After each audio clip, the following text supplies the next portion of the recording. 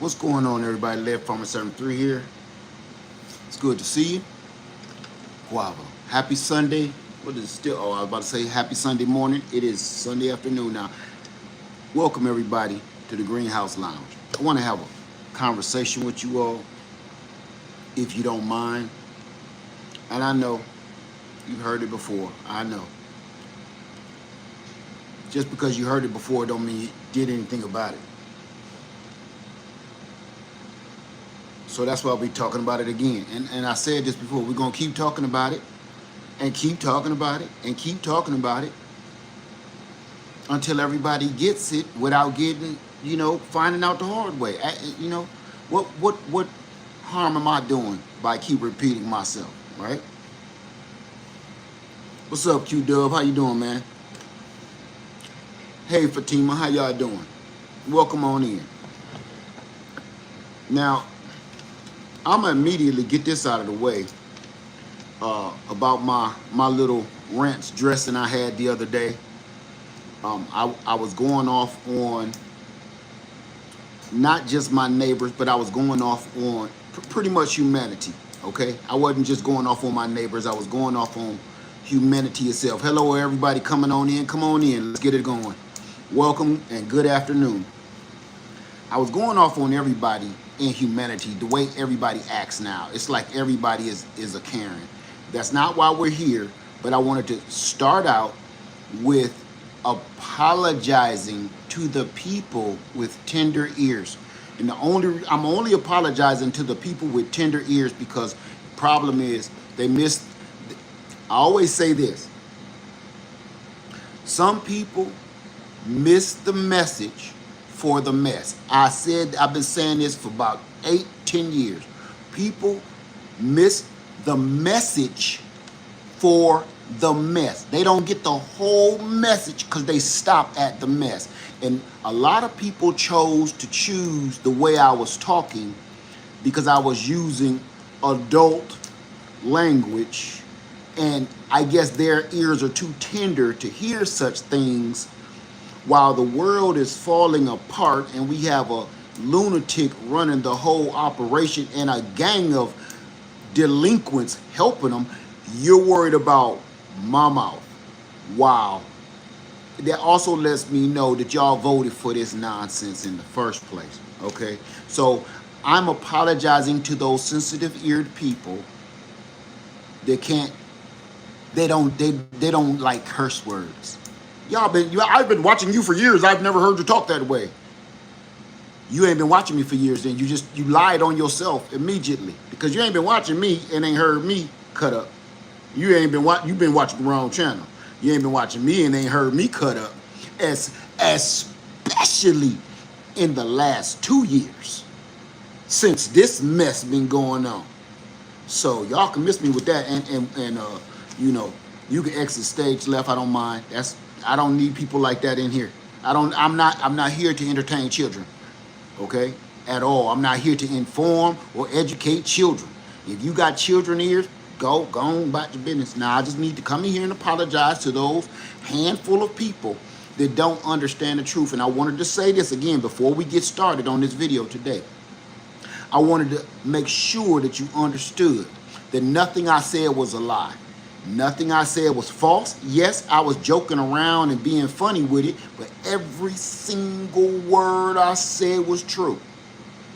Everything I said, even down to the beavers, everything I said was factual and true and documented, okay? I mean it from my heart. Now, if you think that I'm not human and I don't have different kinds of emotions and I'm not allowed to go off just because I'm on social media, you are the one with a life problem.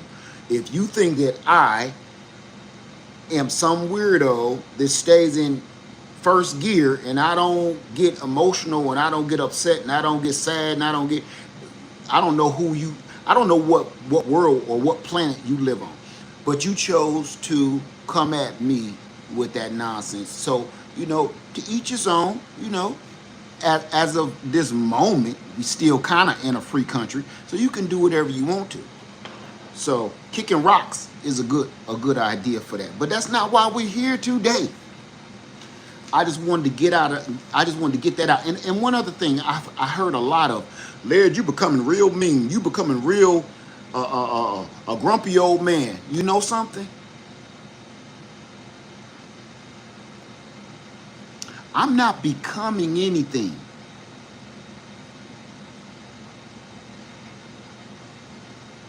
I was born this way.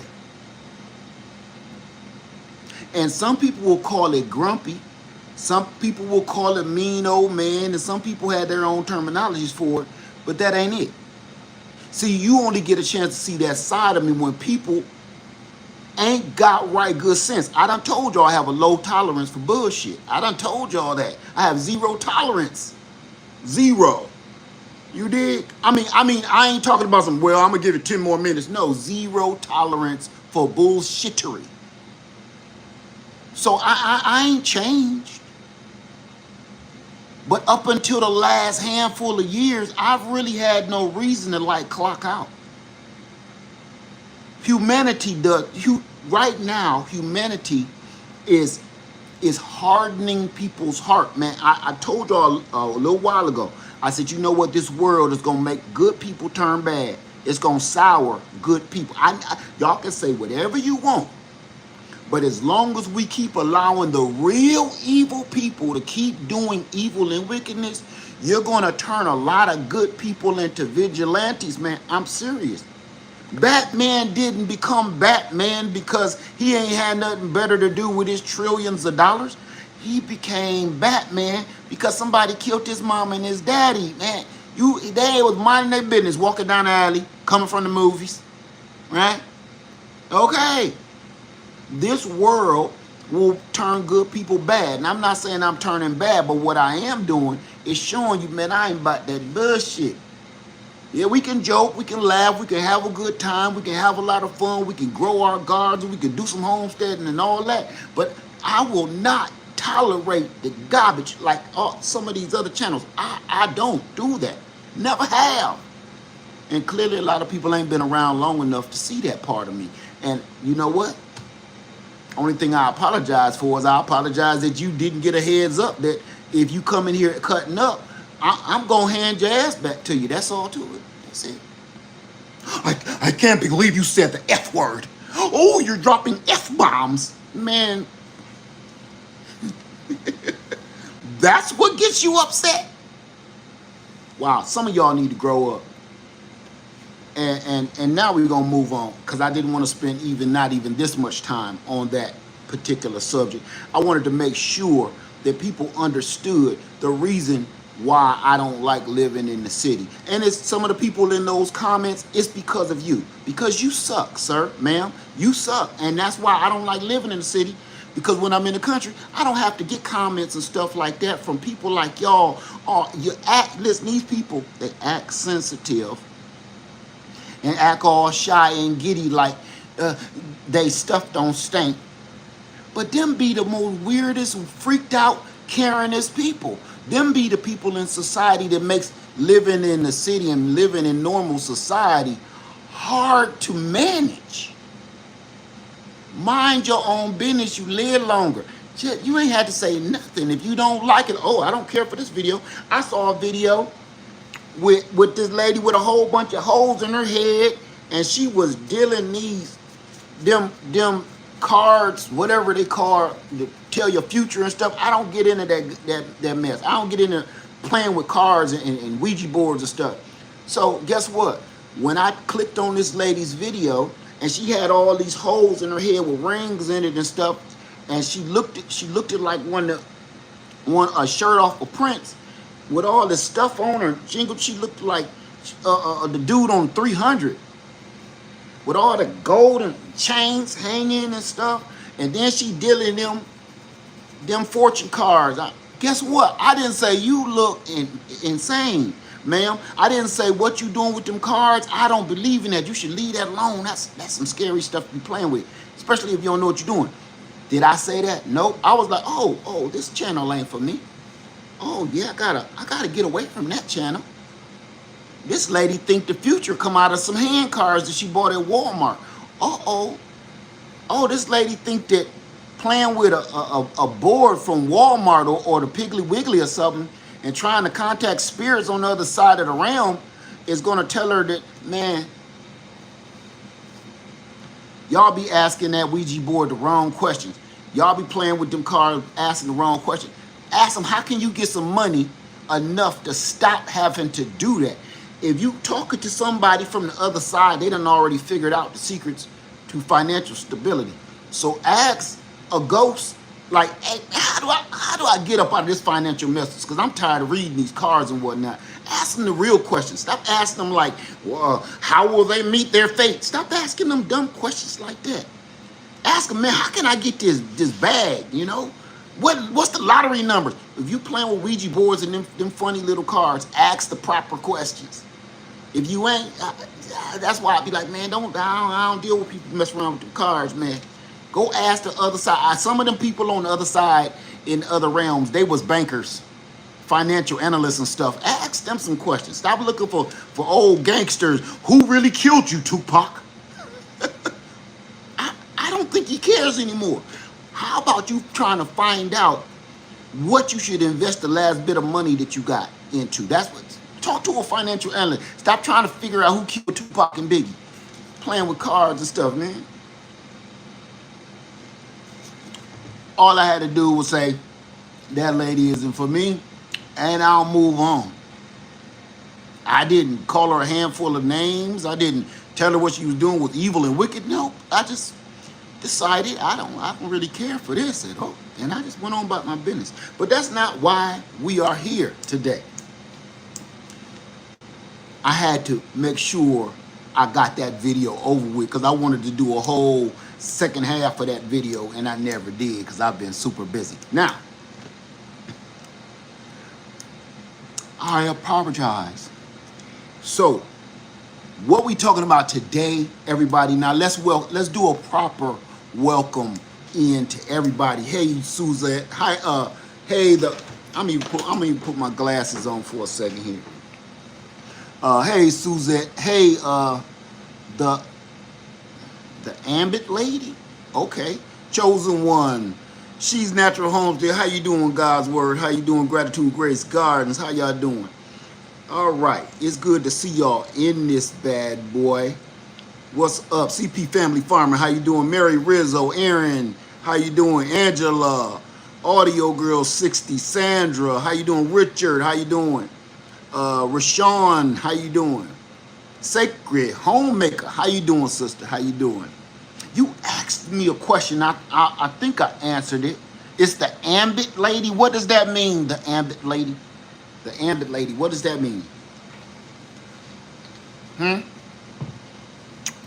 Okay. Let's see. Peacock Homestead, how you doing? Hayes Jones, how you doing? Samantha, Elijah.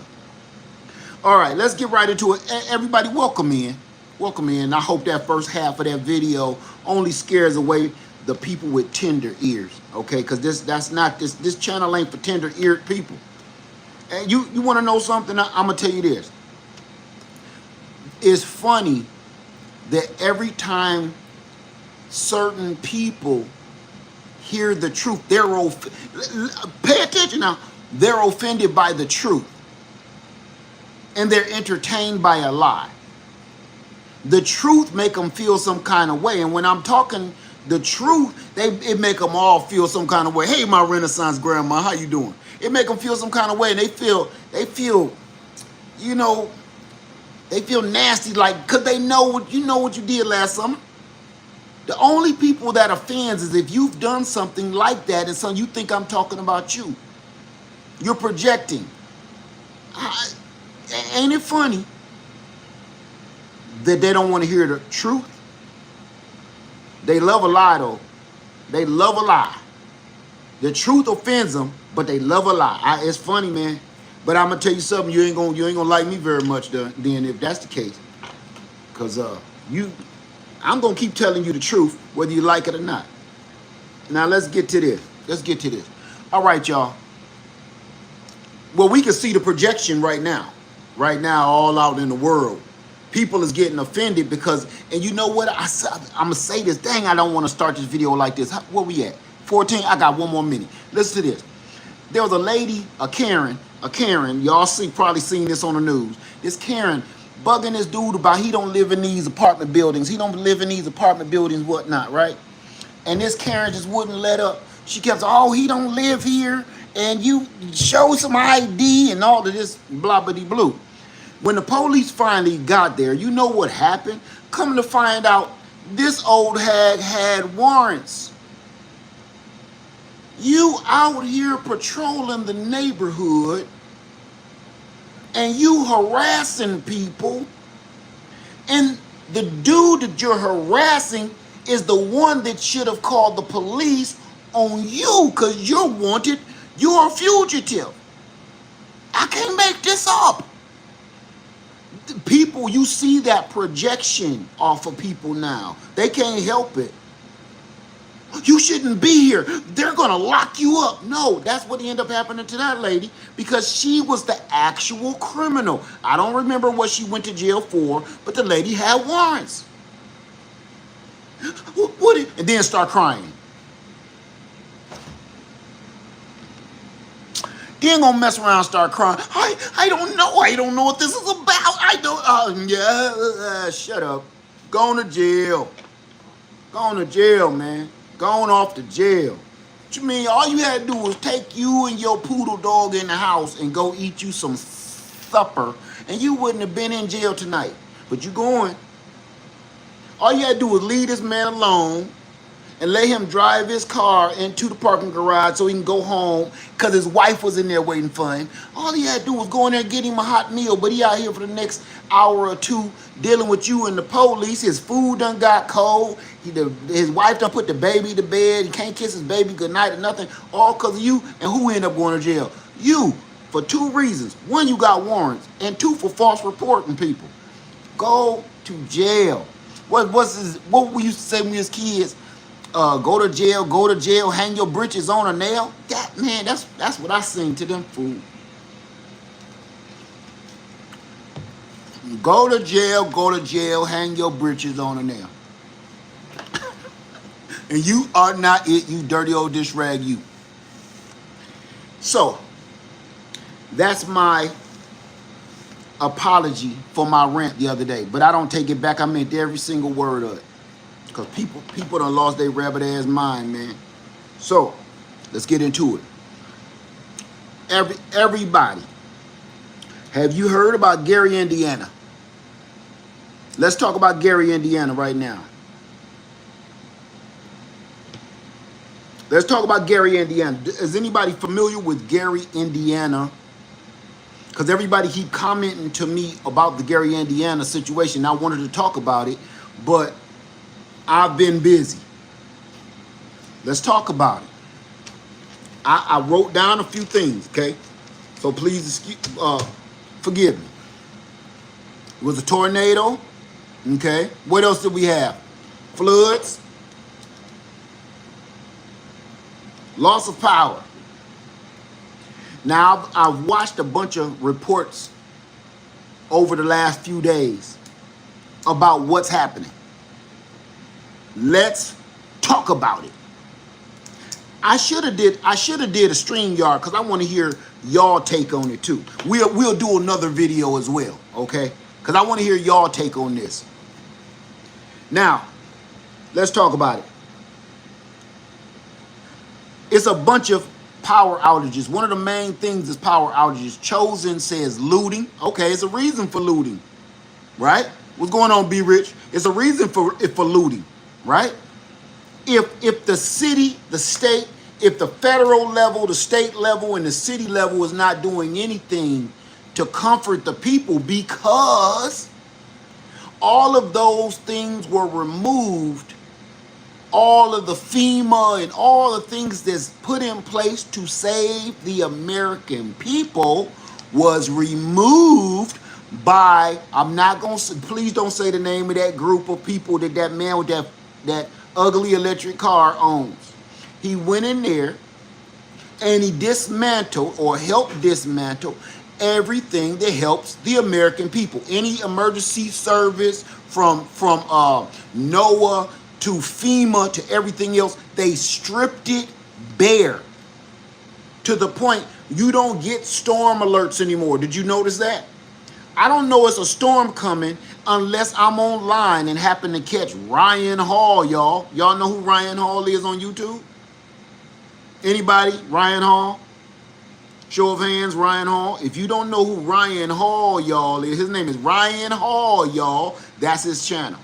If you don't know who Ryan Hall is, you need to go to his channel right now. I don't know the man from a hole in a sock, but he be on point. I don't listen to Al Roker no more. I don't listen to the Weather Channel like that no more. And I don't listen to my city and local weather like that no more.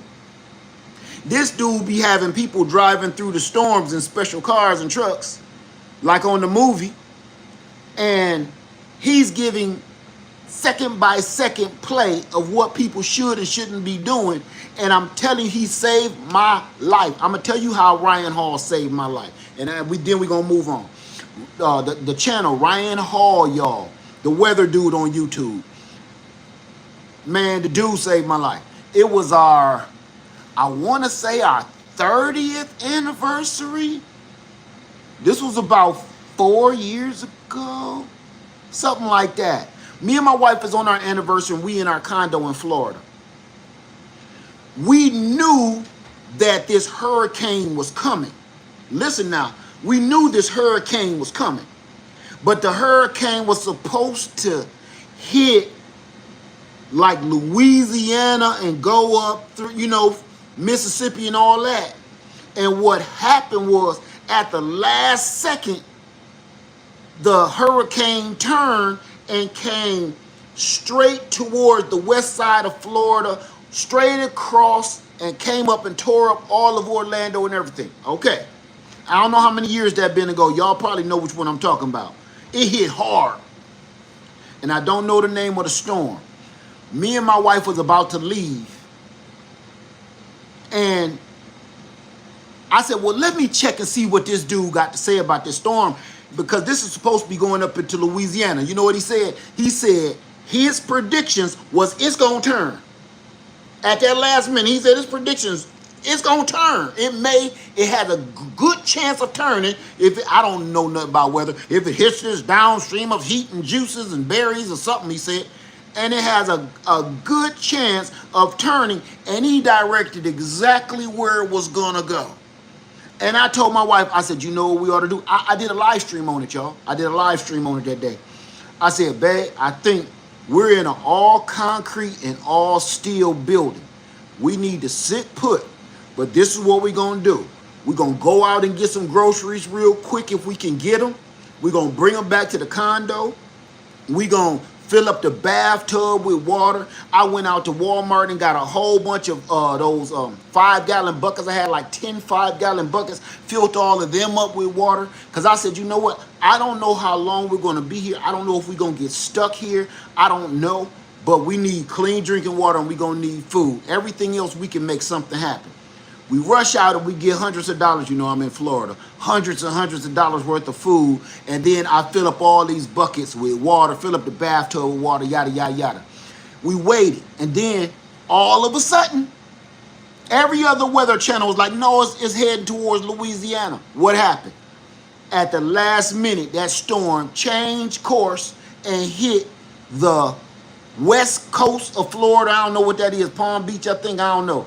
And then whipped up and tore up the whole west coast of Florida and whipped right through Orlando and all tore us up. And I have never been in the middle of anything like that in my life. And it was horrifying. I'm in the condo and you see somebody's window fly across the freaking courtyard. I'm looking out the patio, and somebody else's patio door or window, whatever, flying across like an airplane. Tampa, was that Tampa? Okay. So I went live that day and showed everything. So just in case you don't remember, I recorded that live. Okay. Now, Ryan Hall is the truth, because when we were able to leave the condo, You couldn't drive through Orlando. It was trees, it was coconuts, it was stuff everywhere. Everything was tore all to pieces. Roads was flooded. Normal, simple roads. Remember, Florida is a swamp. I mean, let's keep it 100. I ain't saying that in a bad way. Look, Florida is nothing but sand and water. It's every time you turn your head, you see water. I don't care if it's a little pond, it's a little swamp, it's a little reservoir. It's water everywhere because it's just, it is what it is. Florida is sand and water, man. And it won't take much for that to flood. And I'm telling you, every road, every street. So me and my wife couldn't leave. So we had to end up staying in the condo for a whole nother week before they could clear the roads enough for us to even go home. So I wanted to tell you all that because Ryan Hall, y'all, is the truth. And I got to say, he saved my life because I got smart enough to hurry up. And I listened to him because I was like, look, I'd rather end up wasting, you know, a couple $100 if this dude is wrong than risk my life, my wife's life, my car, and my equipment if he right. So I think we better settle down here and hunker it down. And we did, you know. Good thing I had rented some DVDs, you know, because all the power was out. But I had brought my solar power generator. You know, I got to have my EcoFlow with me. If it wasn't for Ryan Hall, I wouldn't have been on point like that. So, the power outages in Gary, Indiana. I want to talk about the truth about solar because that's another reason why people are not investing in solar power. I want to talk about the truth, and I want to talk about the truth versus the lies, okay? Because there's a lot of people that don't understand solar power. So when they get it and they hook it up wrong, they think that it doesn't work. And I'm here and I'm living proof that those people are wrong. I am living proof, and I show y'all all the time. And the people that know me in person and has saw my equipment in person knows I'm telling the 100% truth. If you invest in solar power and you do it right, solar power does work. You can live off of solar power if it's done right. Now, here's the thing. Can solar power take care of everything you need every day that you're running your household? Absolutely it can. I know a lot of y'all right there watching me say, duh, no it don't, didn't do it for me. No, that's a lie. You don't know what you're doing.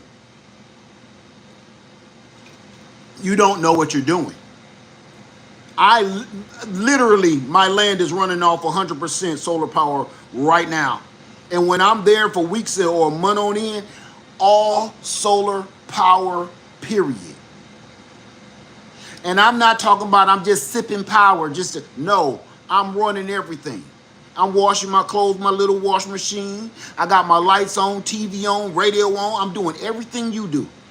My air conditioner running, my heaters running. I'm doing everything you do in your house.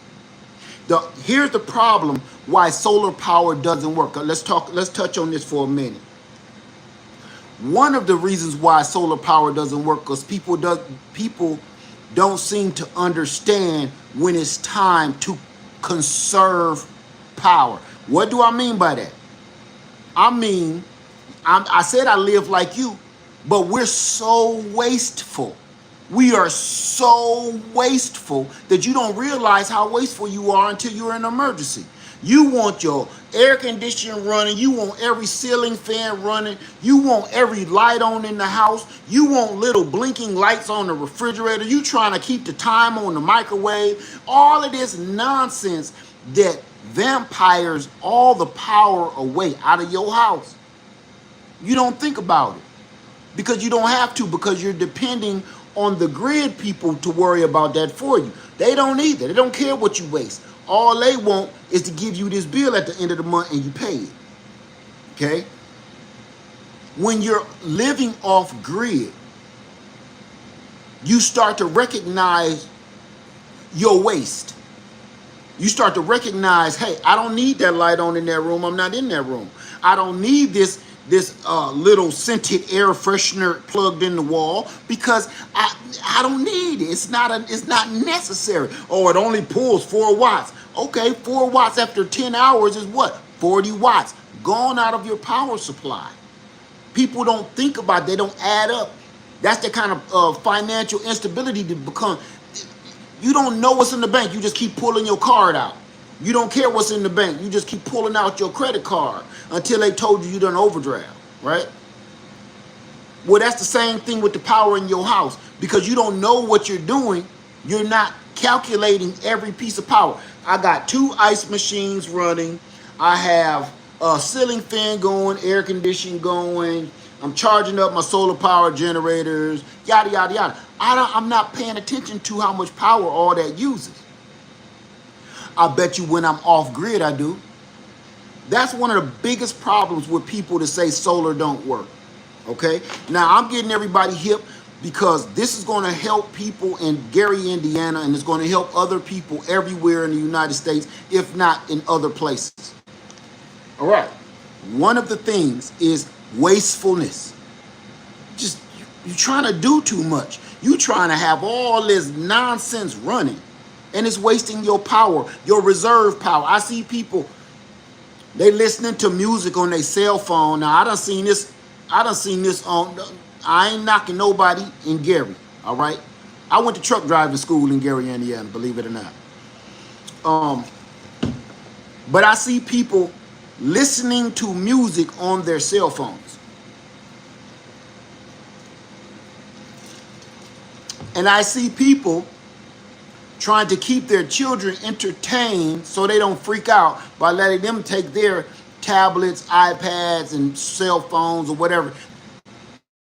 Sorry about that. So what I keep seeing in all these news reports, hold on.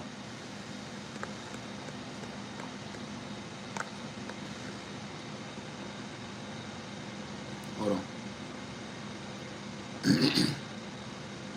All right. So what I keep seeing in all these news reports is people wasting power and wasting energy. Even though you're trying to keep your kids calm or whatever, it's still wasting power that you may need, because who says these storms and tornadoes are over? You need as much power. You need everything topped off during an emergency situation. You need to put that phone down. You know, hey, text message. You ain't got to sit here and call everybody like, guess what happened to me a minute ago? No, text them. If it's not that serious and they can't help you do nothing about it, text them. That's going to save power. Turn that screen light down. Everybody's screen is on bright. Turn the volume down or put an earpiece in your head, put an earphone in your ear so it don't use your battery, the speaker use your battery more. Just simple things to save power that don't nobody care about, because that ain't how everybody live. Everybody wasteful and they do whatever they want to do. So, is solar power possible? Absolutely, it's possible. And if you hear anybody say having solar power, it don't work, you don't know what you're doing, and you should stop spreading that message. You don't know what you're doing. Now we're gonna get on that, okay? This is how you make solar power work. And I know I put one down here that I should have put in line. Solar power works. Solar power only works when you have the right combination. You can't just go off your own accord. You have to understand how it works. You have to understand. And once you understand how solar power works, how power works in general, you can make better decisions and better investments, so you will have ensured that your solar power is going to be operational. Let's talk about it, okay? Number one. Here we go. Having enough battery storage. Let me mark this off. Having enough battery backup storage, okay?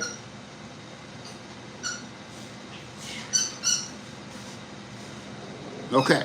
Having enough battery backup storage. Now, I'm going to give you this scenario when I was teaching my son. I'm going to tell you how I taught him. Having enough battery backup storage. Your battery is your gas tank on your car. Okay? Your battery storage is the gas tank on your car. If you came to me and you said, Led, I got a gas tank full of gas. I'm on full, I'm on Freddy. I got a gas tank full of gasoline. And I told you, I'm going to give you $100 worth of gas money right now, gasoline. You need somewhere to put it. If I gave you $100 worth of gas, where are you going to put it at if your gas tank is already on full? You're going to waste it onto the ground. That gas, that fuel is the solar power that you're harvesting. The sun is the gas pump. The sun itself is the gas pump. The solar energy is the gasoline, it's the fuel. The battery storage tank is like your gas tank on your car. So if your tank is already full, you don't have nowhere to put this brand new free gasoline I'm giving you, so you waste it out onto the ground every day. You can't give it away. You can't share it. It's only for you, and you have to use it now, and you only get till about 6 p.m. when the sun go down. That's the same thing. So you got a matter of hours to figure out a place to put this energy. And if you don't have anywhere to store it, you don't. So this is what you do. Having extra battery power is like you going to the Walmart and purchasing you a couple of 5-gallon tanks, gas tanks. So now I gave you $100. Your tank on your car is full, but you went and got a 5-gallon gas tank. You filled it up. You got another 5-gallon gas tank. You filled it up. Each one of those gas tanks is an extra battery. So now, when you run out of gas in your car, you pull out a gas tank. You fill it up, start your car back up, keep running, right? So we all know the more gas tanks you have, the more fuel you can store. The longer you'll be able to drive and operate your vehicle. That's solar in a nutshell. That is solar power in a nutshell. I can't make it no easier than that. Okay? So having the right amount of energy storage, which is your batteries, is optimal, is key. Because right now you can have 10,000 watt hours or let's say 10,000 kilowatts of solar panels. You can have 20 kilowatt solar panel. So what? It doesn't matter if you don't have anywhere to store all of that energy. So if it was me and you asked me, what should I invest in first? I would say battery storage. Battery storage is everything because you can have 1 billion different solar panels and nowhere to put the energy. So you're wasting it, right? So I would first invest in storage for the fuel that I plan to harvest. Okay? Now let me get back in here. If you have any questions on that, just let me know, okay? We talked about cutting back on unnecessary power usage. Okay? Now, after you have enough storage, enough batteries to store enough energy, now you have to get the right solar panels. Here's the combination. You have to get the right solar panels that goes with the right solar power generator. This is all gonna make sense. Just if you don't understand me now, just record this video so you'll understand it. You have to match the right solar panels to the right solar power generator. How do you do that? You start shopping for solar power generators that you plan on purchasing. And I'm going to tell you one of the things you need to know. You need to know how much solar power, how much fuel can come into this all at one time. Meaning, if you got 10,000 watts of solar, let's say you got 20,000 watts of solar, can your solar power generator bring in 20,000 watts of solar? Probably not, right?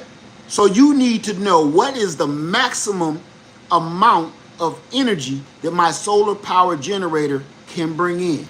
You want that number high.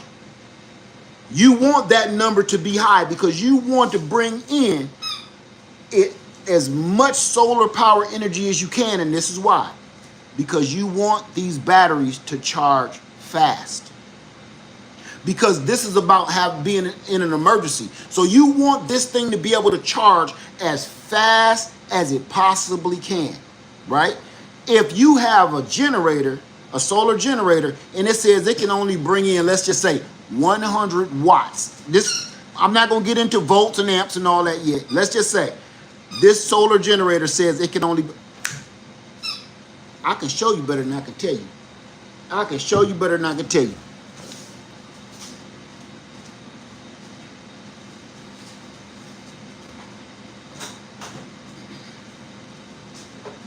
All right. Let's just say this is the EcoFlow River, okay? This is the EcoFlow River 2. Let's just say, which is the truth, this generator can only bring in about 298 watts. That's it. 298 watts. That's all this can bring in. Let me make sure because I don't want to stun it up. Ooh, I can't see that. Let's just say this can only bring in 300 watts. 300 watts. But what if I have 500 watts of solar panels? I'm still only going to be able to bring in 300 watts, no matter what. So how much energy am I wasting? I'm wasting 200 watts getting spilled on the ground because this can only bring in 200 watts. And the more the day goes, the more the sun moves, you know, it's the sun about to go down. So you just wasted 6 hours. So 6 times 200, you wasted 1,200 watts going out back into the doggone outer space. Because this can only bring in 300 watts. This will not run your home. And I see a lot of people getting things like this and saying, this is going to run my home. This is not going to run your home. This is good for cell phones, laptops, iPads, and smaller stuff like that. This is not good for running your refrigerator for any amount of time, okay?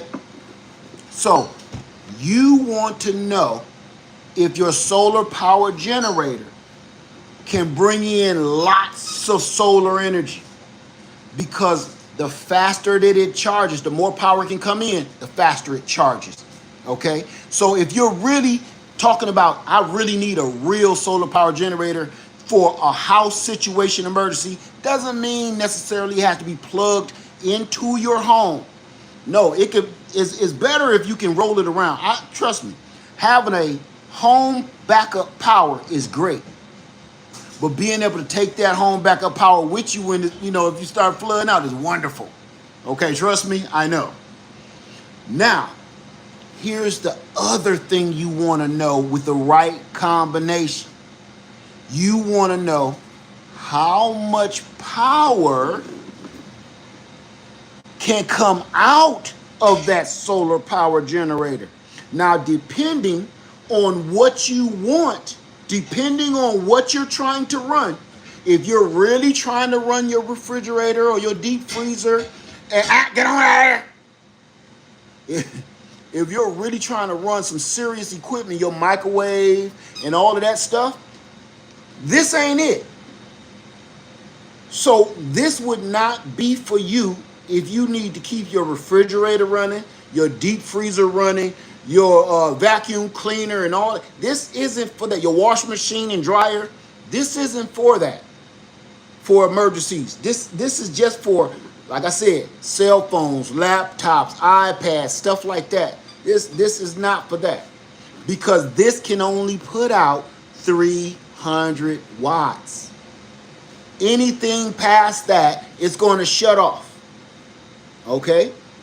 So if you needed to run a refrigerator, let's talk about it. A simple toaster.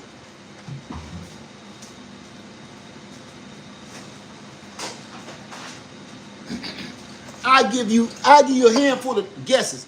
How many watts a simple toaster, how many watts does that use just to toast bread? Did you know a simple toaster uses 1,000 watts to toast 2 slices of bread? Did you know that? 1,000, right? Anywhere from 1,000 to 1,100 watts to toast bread. You think just because it's toasting bread is not doing a big deal, anything should run off of this. No, this thing uses 1,000 watts, right? So if you had a 1,000 watt hour solar power generator, you can toast bread for 1 hour. That's it until it's shut off. It's run out of juice. Okay? You will be surprised how much energy did little simple things use. You'll be surprised. So what you want to know is how much power can it bring in through solar? Because remember, the grid is down. So we're only talking about solar right now. How many watts can it bring in through solar? This is about 300 watts. How much power can it put out? About 300 watts. Anything over that, this is not going to help you. Okay, this is good to carry around and have in your car for all kind of cool stuff that you do every day. But in a grid down emergency situation, when you're trying to keep your deep freezer running, you're trying to keep your refrigerator running, because let's talk about Gary, Indiana one more time. Gary, Indiana, another thing I'm seeing on the reports is all their food is gone. I see refrigerator after refrigerator on the news, all of spoiled food. I saw one man trying to cook all of his food on the barbecue grill so he can at least kind of preserve it a little bit.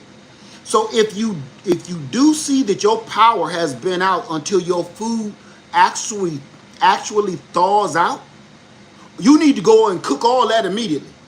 You're going to waste it either way. So if I were you, I would do just like that man on that news footage. You better take all your food out that deep freeze and get to cooking it. Try to preserve it the best way you know how. If you do know how to can, water bath can, pressure can, you need to do that immediately on that grill. I know it sounds crazy, but that's how you do it. You got to preserve that food, and this is the main reason. This is the number one main reason that years ago that I asked Homestead Heart to teach me how to pressure can food. I asked Homestead Heart to teach me how to pressure can food because I seen this coming. I said years ago, I said, this is going to keep getting worse. It's not going to get better. It's going to keep getting worse, and it's going to become more frequent. We're going to start losing food. Okay, now, hey, and Grandma Ya, I learned Granny Karma, and Homestead Heart taught me how to pressure can. Hey, Grandma Ya, how you doing? Learn how to can your own food and preserve your own food, because people out there, let's break this down. It's been so far 11 days, the last report I got. They've been without power and energy for 11 days. It's people out there that's on all kind of medical situations, man. People with diabetes and all their insulin and stuff supposed to be refrigerated. And there's people out there on CPAPs, can't breathe and stuff. Man, people out there on oxygen. It's people with medical conditions and they don't have any power. And everybody keep thinking, oh, here he go about to beat us in the head about solar power again. I'm gonna keep beating you in the head about it. Because people think this solar power, I want to get this through to you. People think that solar power is just a gimmick. They think this is going to be a passing fad. It's going to be over in a minute. I can tell you why now is the time to get on board with solar power. It ain't going nowhere. Because now I'm starting to see more electric vehicles than I see gasoline vehicles. I'm starting to see more electrical gadgets in the house and appliances and everything else than I'm seeing using any other source of energy. Everything around us is digital, computerized, and electrical. Even our vehicles now. So the people that think that solar power, I shouldn't invest in that because that's a little too pricey and it's a little too ridiculous, and I don't think it'll work for what I beg to differ. Okay, I beg to, hell, I got solar panels behind me. I beg to differ. Okay, so here's the deal. Let's get into this. I'm gonna keep going. Okay, so you need to have enough solar panels, enough wattage coming in to that perfect solar power generator, and you need to have as many batteries for energy storage as possible. And I get this all the time, okay?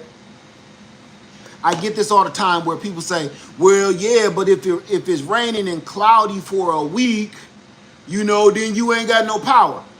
Again, those are people that do not know what they are talking about. They say that when it's cloudy and it's raining, you have zero power coming in. I am here to stand firm to tell you that is a 100% lie. That is a 100% lie. Because I'm telling you, if that solar panel, I'm talking about an old one too. I ain't talking about no new bifacials. Even an old solar panel don't stop bringing in energy until that sun hits the tree line. I don't care if it's 14 watts. I don't care if it's only bringing in 10 watts. It's bringing in something until it hits that tree line and about to go bye-bye till the morning.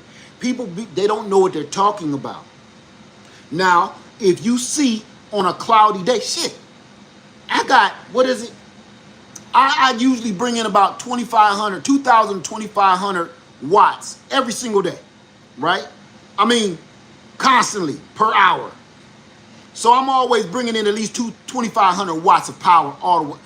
But when it's cloudy and it's raining and no sun is there to be seen, that's the other thing. They don't know how solar works. Solar don't necessarily work off of the sun. You can't see the sun behind the clouds, right? Only you.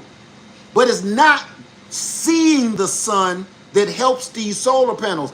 It's the actual rays. Those rays, they come and get filtered through the clouds. Then they hit the panel. They still make it to the panel, but they don't make it directly to the panel because of the clouds. It's just like you. If you take I would do this, but it's too light in here. If you take a flashlight, okay? If you take a flashlight and you shine that flashlight in a jar full of water and shine it at that wall behind it, it's going to kind of hit the wall, but it's going to filter and spread out. So it's going to light up this whole room, right? But if you move this jar and point this flashlight at the wall, it's going to be a concentrated beam of light that's going to light up only that part of the wall, and you won't be able to see on either side of it, right? The sun is the same way. When the sun beams, the UV rays hit that cloud, they're filtered out just like the water in this jar with the flashlight shining through it. Doesn't mean that no light or no sun rays is going to hit those panels.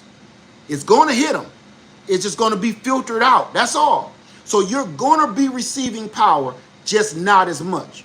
And listen, I don't know how many cloudy days, rainy days, and I look at them like, man, I ain't getting enough power today. You're getting power.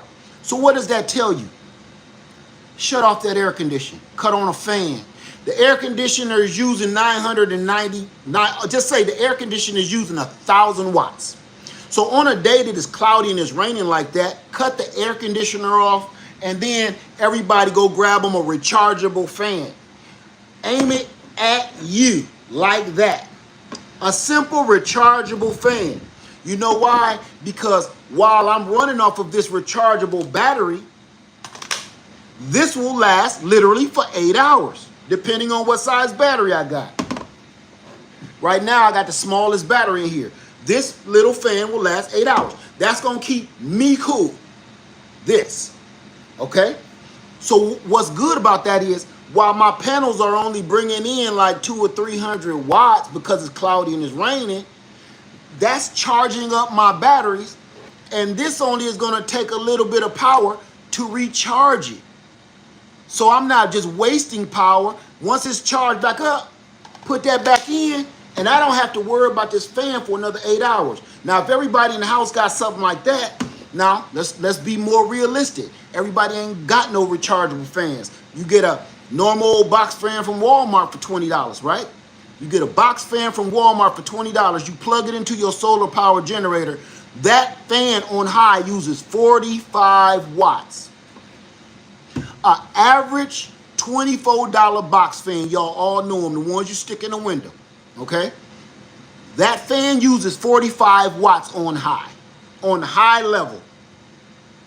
So you do the math. 45 times 10 hours, that's going to use 450 watts. If you have 1,000 watts, you're doing pretty good. So you have to judge it. And it's not always going to be hot all night. It's going to be tolerable when that sun go down, where y'all can kind of just spread out, man. Take your clothes off, you know, sleep in your drawers or don't. But we have to be realistic.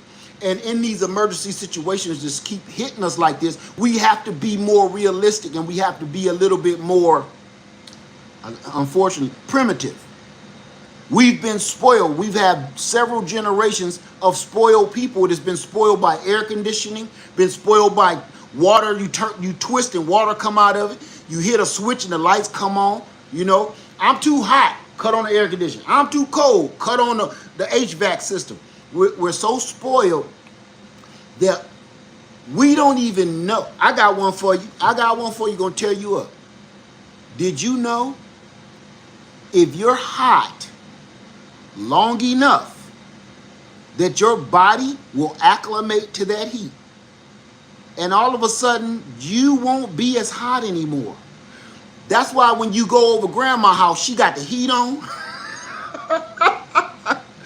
When you go over your grandmama's house, you know, or you visit her in the retirement facility, it's boiling in there because she done acclimated to not having the heat on or the cold on. I'm gonna tell you why. Because grandma is on a fixed income.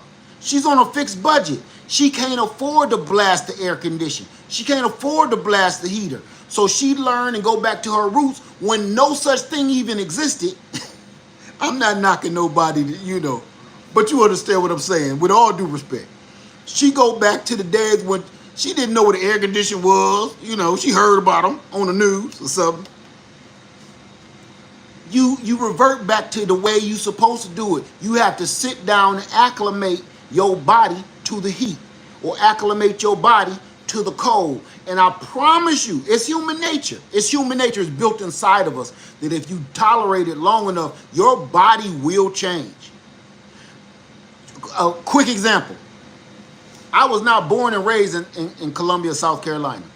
When I moved to South Carolina, now remember, I'm from the snow, born and raised in the snow. So I'm from ice cold. I'm used to 0 below weather most of the year around, right? 0 below. I'm used to my weather being in the teens. You understand? When it used to hit 75, boy, it's time to hit the pool. Hell, when it hit 65, it's time to hit the pool. Where I'm from, the city pools open up when the temperature hit about 65, 70 degrees. Oh, the city pools is open. That's where I'm from. I'm from a place where Timberlands wasn't a style, it was a necessity. Timberland boots was not a style, it was a necessity. So when y'all would talk about the New York rappers always wearing Timbs, I don't believe that just happened to be working out. People like, I like them boots. They didn't wear them for that. They didn't wear them to be stylish like that. They just had swag, and they made something they need look good. That's all that was. But what I'm saying is, when I moved to South Carolina, I had never dealt with heat like this a day in my life. I didn't understand it. I didn't know how people was living here. Have you ever seen them people dive down to the bottom of the ocean and see them volcano pipes? And they say nothing can live down here. It's a barren wasteland. And then you see all them little fish and shrimp swimming around volcanic tubes. Have you ever seen that on Jacques Cousteau and them? They be like, we don't understand how these crustaceans and these rock bottom fish can be swimming around. It's 2,000 degrees out there in that water, and they're just swimming and they're eating food coming out of the lava tubes. Because they had millions of years to get used to just swimming around lava juice. Ain't no different with us. Now that I live in South Carolina and I've been here for 15 plus years, when I go home to Ohio, my brother crack on me like, man, you be acting like a little punk, man. You be always talking about something, you cold, man. You be acting like a little punk. You from here. That don't got nothing to do with it. Where I'm from, born and raised, ain't got nothing to do with how my body has acclimated to the heat in the Carolinas, where it's usually 90-something to 100-something degrees. I'm used to this now. So anything, when it hit 75, I need a blanket, at least on my feet. So learning how to acclimate, cut the air condition off, get you a simple little box fan or something, acclimate your body in an emergency situation. If you don't, here's another one. Where I can remember my mama saying this, even in Toledo. Okay, now let's do it. Mama, I'm hot. Well, go sit your ass down somewhere then. Don't move. Don't stop talking. That make you hot. Shut up, sit down, and watch cartoon. You cool off. I didn't understand. I thought my mother was just being mean. I thought my mom was being, cruel. No, it works. Even at night when it was hot in the bed, Mama, I'm hot. Take your shirt off. Take your drawers off. Pull the covers off you. Put the pillow on your ding-ding. Put a little bit of cover on your ding-ding so you don't scare nobody. And lay still. And I did that, look, buck naked with some, I had one of them, a stuffed bunny rabbit. A stuffed bunny rabbit over my junk. And I just laid there like that. Guess what? I didn't even know I fell asleep till it was time to wake up and get dressed, wash up and go out and play. Shut your mouth, sit still somewhere, stop pacing, or you burning calories and stuff. Man, sit down somewhere. Sit down and shut up. I'm hot. Shut up. Mama, I'm cold. Go put on some socks. I got on some socks. Go put on another pair of them.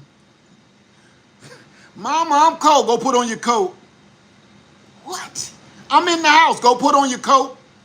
And go bring down your sleeping bag. Get your sleeping bag upstairs off your bed. We got to learn how to do stuff the way we've been doing it, because these events are not going to stop. They're going to keep getting worse. That's right. And get your hat. Put your snow hat on. Put on your gloves. I can't hold my crayons with my mittens. Well, take them off when you want to draw. Make sure you know what you want to draw before you draw it. Put your mittens on. My crayons keep slipping out of my hand. You understand. I can go all day with that, okay? We have to learn how to acclimate. We have to learn how to reserve power. We have to learn how energy works. Now, let me touch on something real quick before I go forward.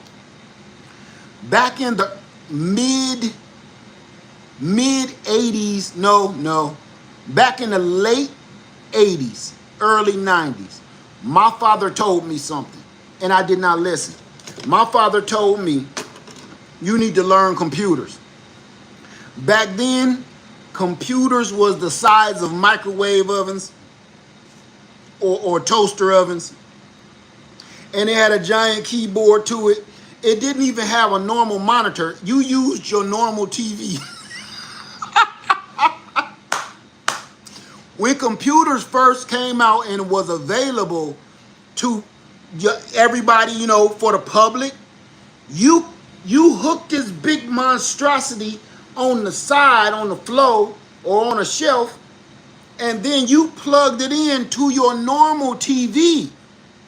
And then you had this big old keyboard with the buttons set up about that high. And I heard my daddy pop, pop, pip, pop, pop, pop, pop, pop, pop, pop. And he doing all this typing all day, all night, all day, just to make my mother a birthday banner that said, happy birthday. You've been typing that for 3 weeks. When I saw the work that my father was putting in, he would come home from work, take his tie and stuff off, sit down, and go to typing. Pow, bang, boom, bang, bang, all night. Trying to surprise my mother with a happy birthday banner. God is my witness. I got videos of it and everything, right? And my mother said, that's what you've been doing all them weeks in there making this. The birthday banner was probably about 10 foot long. With a whole, and then, when he finally printed it out on her birthday before she woke up, you heard that dot matrix printer. It sounded like the end of the world, I swear.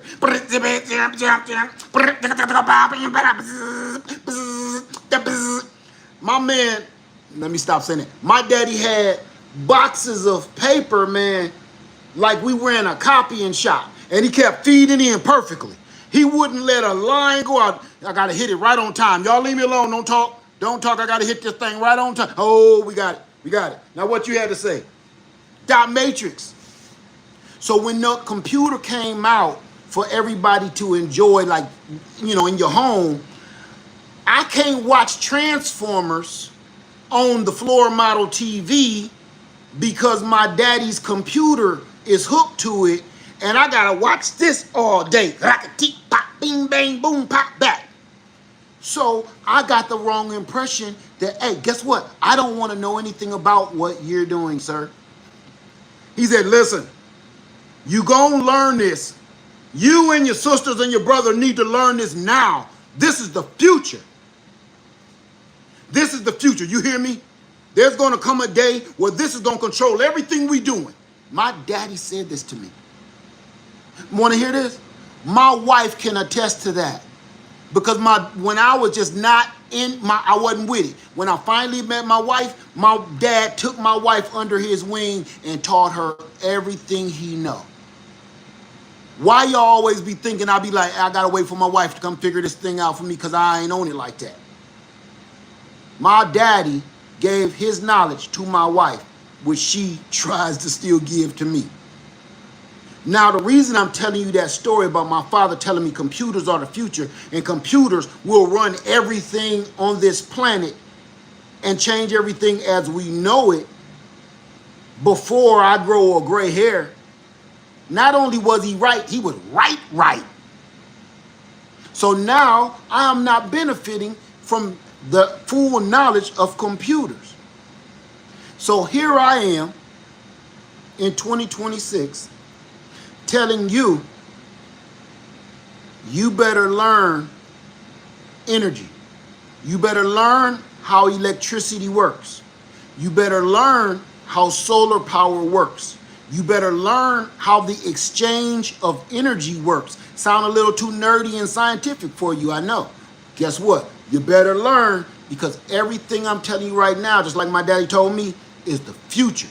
And it's going to run and power everything around us and change this world as we know it, and ain't no going back. Just like my daddy told me, there will be no reversal of this. That we're not doing that. Pens and he told me this is going to change how people learn in school. My father told me won't be no pens and paper in school. People going to have computers. I couldn't understand that because at the time, this thing took up a whole dining room table. You understand what I'm saying? And I'm talking about the big old grandmama dining room table. So that's how I know good and well that he was right. He was right. And now I'm telling you, I'm right. Because the world as we know it right now, everything runs off of solar power. Everything, as you drive down the highway now,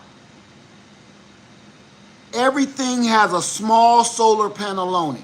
From billboards, cameras, advertisements, traffic signals telling you caution, detour, go that way, slow down, going too fast, radars, every single thing while you're driving, and look over at it.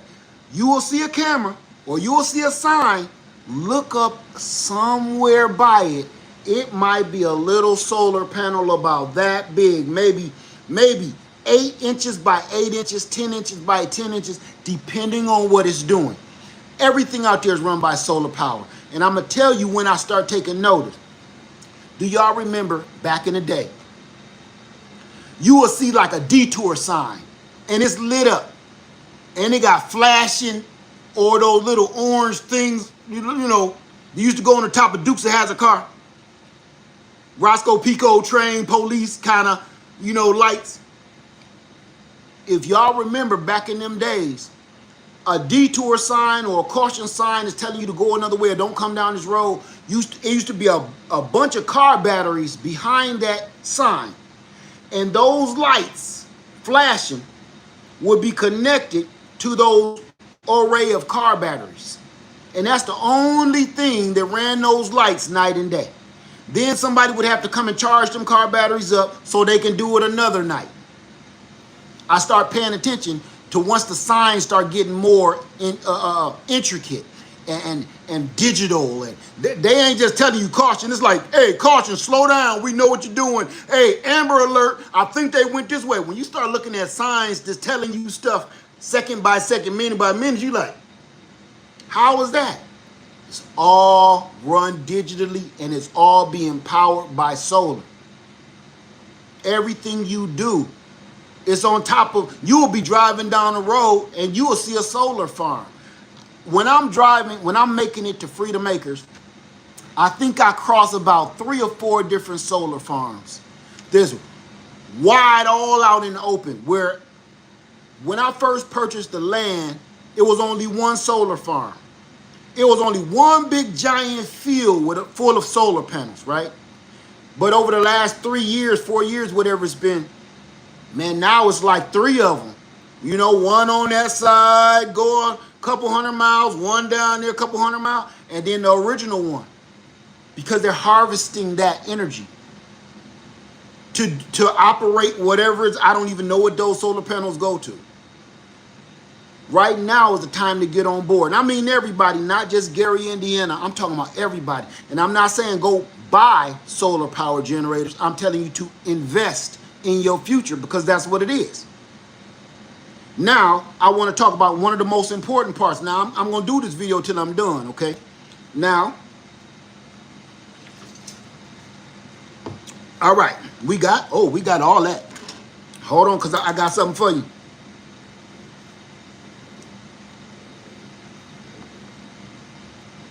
Okay, we got that. Now, not a major thing is cost. I know everybody worried about cost. Cost. What is the cost of this lifestyle change? Because this is what it is. It's not a trend. It's not a fad. Solar power energy powering your home and powering your life is a lifestyle change. It's a total, complete, it's time to upgrade. Right? You still on a rotary phone, and you know cell phones exist. It's time to upgrade that, because this way of living ain't going to exist anymore in a minute. This ain't that you prefer this. This won't exist anymore. So let's talk about cost. Okay? Is getting into solar power with a startup, is it expensive? That is subjective to your income. That is subjective to your financial standpoint. For the average dude like me, yes, it's expensive. If you took $10,000, $10,000 could get you a real nice setup. $10,000 would make it so if you're ever in this situation like Gary, Indiana right now, you wouldn't have to worry about no power for at least about a week. You wouldn't be worried about power like you are right now. 10 grand would probably get you, if I could look up all the prices. All right, let me think. Because I got ways to cut the cost, okay? If you purchase, I'm going to just tell you my favorite. I'm going to tell you my favorite setup, okay? If you purchased a EcoFlow Delta Pro 3, this is my favorite setup. This is my setup, I'm telling you. An EcoFlow Delta Pro 3 with an extra battery, that is over, that's over 8,000 kilowatt hours of storage, all by itself. Okay, that's almost 10,000 watt hours of storage. Meaning, if you had something that takes 1,000 watts, a toaster, you could run this toaster. If this uses 1,000 watts, let's use something to make a little more sense. Ain't nobody gonna be cooking toast for no whole 10 hours. If you had 10,000 watt hours of power stored up, and your air conditioner uses 1,000 watts, you could run your air condition on high, not economy mode, but on high mode, on high fan, 1,000 watts for 10 hours. That's how that works. So if you have 10,000 watt hours or 10 kilowatt hours, same thing, you could run 1,000 watt air conditioning unit for 10 hours because it's using 1,000 watts per hour. Okay? Now, you can still expand that. And I'm just for giggles, let's look up the price, okay? Just for giggles, I'm going to Amazon.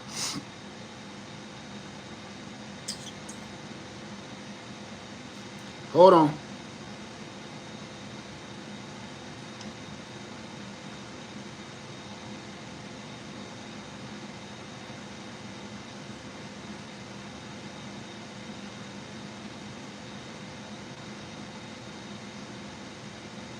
Okay. The EcoFlow Delta Pro 3 is on sale on Amazon. I don't know about the website. I could go to the website because sometimes the price is different. The EcoFlow Delta Pro 3 is $4,300 on Amazon. Okay? So that's half. That's even better. If you added another battery to that, that's $1,800. So that's a total of, let's say, for $6,000. Let's say $6,000, you got 12,000 watt hours of power storage. Plus the generator does everything. It is the perfect combination because it does bring in a lot of solar and it also puts out a lot of solar, so you can run everything in your house or in your cabin, and it can bring in a lot of solar. So now the rest, if you used $6,000 on the EcoFlow Delta Pro 3 with two extra batteries, you're looking at roughly $6,000. Now you turn around and go to Facebook Marketplace, or you don't have to do that if you want to buy them brand new, and buy you another $4,000 worth of solar panels. Me personally, I wouldn't even need to spend that much. I would probably need good $1,000 for solar panels. Gonna give you a lot of power if you know where to look. And then I would spend the rest of the money buying more batteries for extra storage of power. Like I said, $10,000 will give you all the power you need, and you can just keep building onto that as you go. Okay, so I needed to put that out there so we get an understanding of cost. And this is only one generator of many that I own, but it is my favorite, and that's why I'm mentioning it. It's not because I'm affiliated with the company. It's my freaking favorite, hands down. Y'all know I got Jackeries, I got a little bit of everything. But that Eco Pro Delta Pro 3 at this time and moment is my all-time favorite. Okay? Because it does everything. Best part is, with all that power that it can bring in and put out, I can also pick it up and put it in my trailer and take it wherever I'm going. I don't have to leave it at my house. So I can take that much power with me anywhere I go. All right, if y'all seen me across the country and you've seen the Delta, some of y'all have seen my generator in my trailer. And that's what powers my trailer when me and my wife is in it. Okay? So somebody said, does it power your refrigerator? It powers your refrigerator. It powers your air conditioner. It powers your deep freezer. It powers your microwave oven. It powers your electric griddle. It powers your ice maker machine. It powers everything that you really truly need. And if you hook it up to your electrical panel or have it professionally done, it can literally power your home, your entire home, depending on how much power you're using. Okay? If you got 12,000 watt hours of power storage, but your whole house running is taking 5,000 watts of power while it's running, okay? You do the math on that. You got about 3 good hours, less than 3 hours of doing that. So I would control your power consumption. But is it possible? Absolutely, yes, it's possible. I have it set up here. I have it set up at my farm. Okay? So, I just wanted to make sure we all knew that. The cost of it is affordable. Oh, wait, one last thing I need to put out there. I know everybody, when I said $10,000, your face crumbled up. People, face puckered in like a booty hole. I know.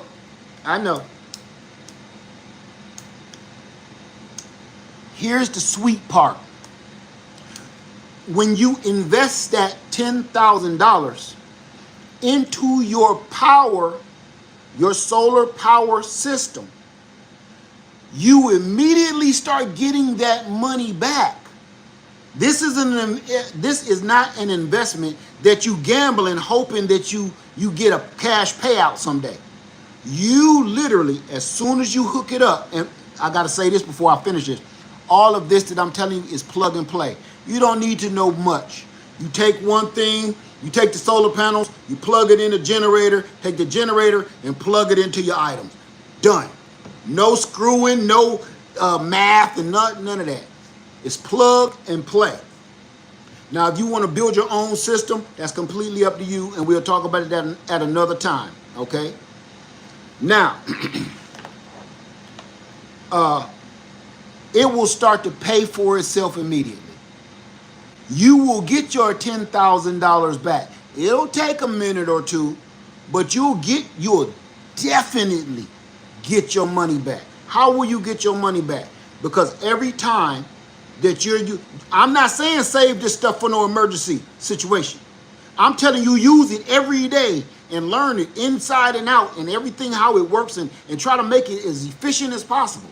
If you do that, it will cut your power bill down to nothing.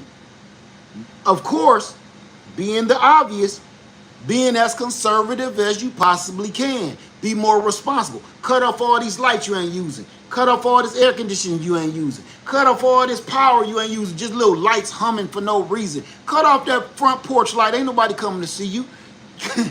I'm sorry, that was cruel. Ain't nobody coming to see you, Otis. I didn't mean that.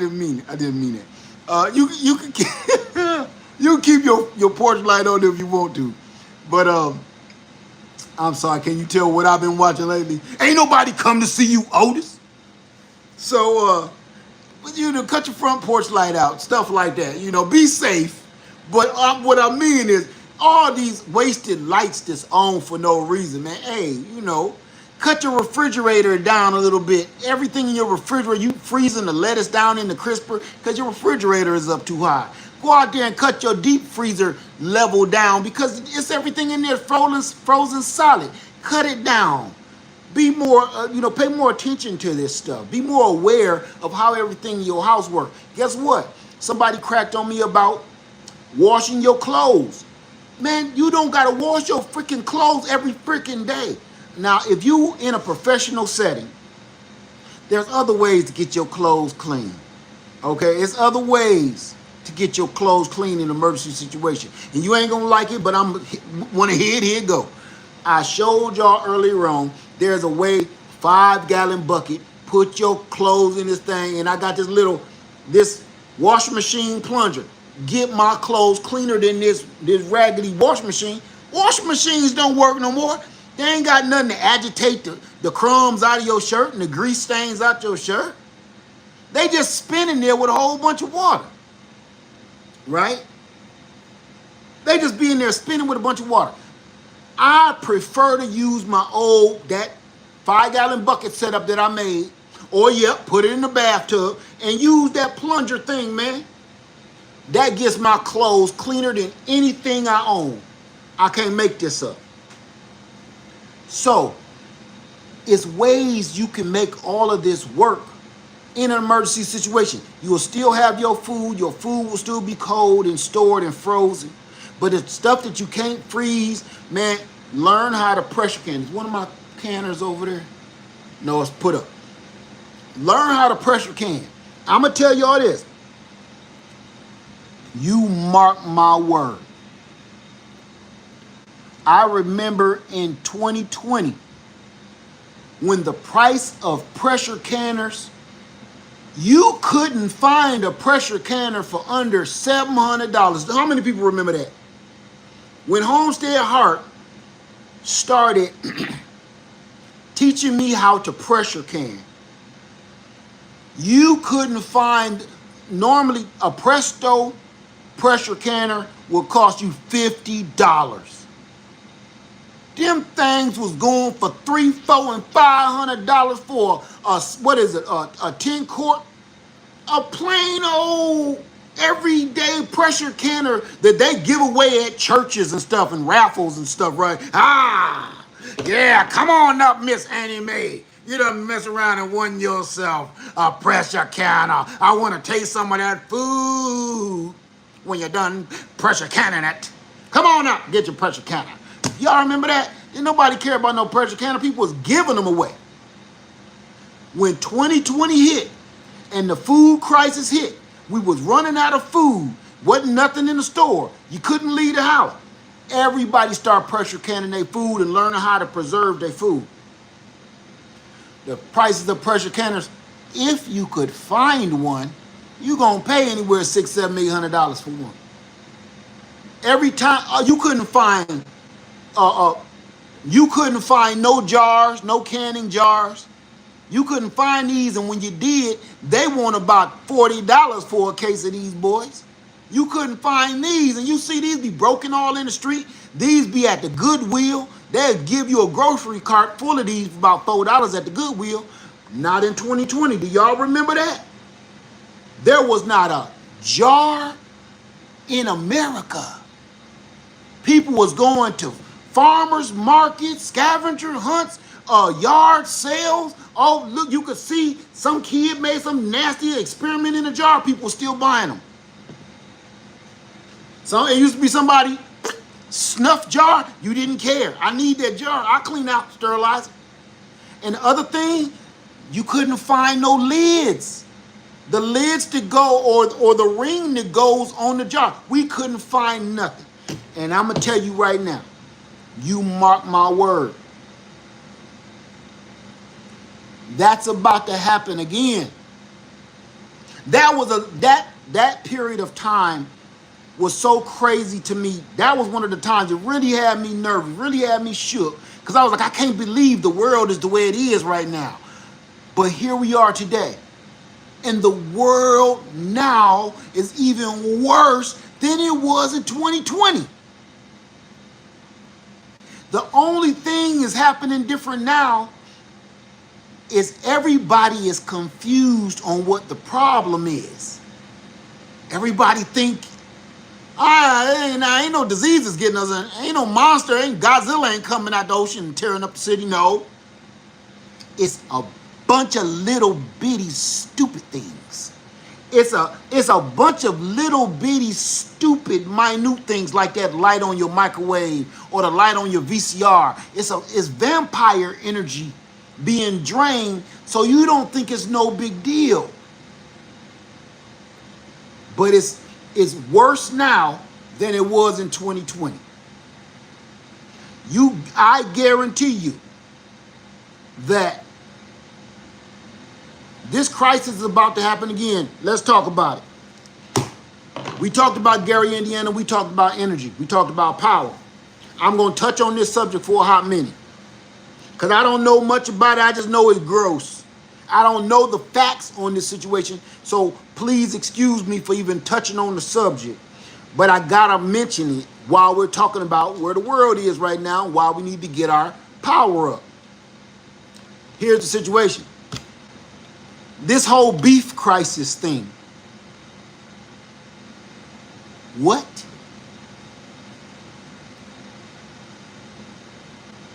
You won't pay the farmers, the beef cattle farmers, to produce our beef and let it go through safe chains so the American people can eat safe food,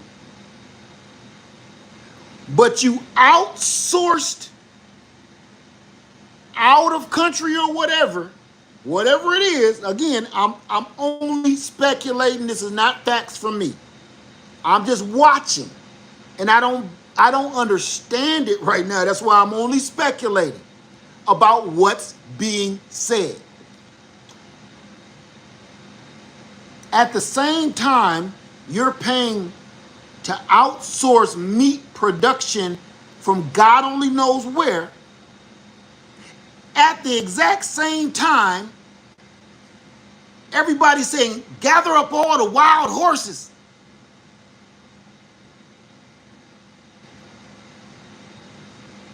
Wait, what? Yeah, we need to get rid of these wild horses. Yo, what?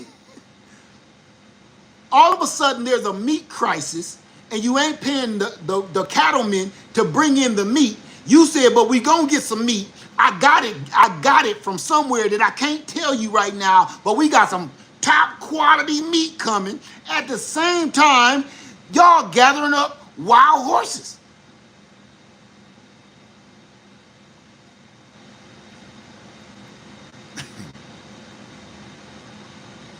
I didn't listen, excuse my ignorance.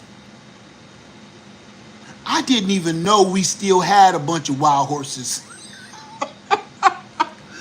I didn't know in the United States of America that we still had a bunch of wild horses like that. Now, if they're wild, and they're supposed to be invasive species, can you please tell me where this is where this is happening? Okay.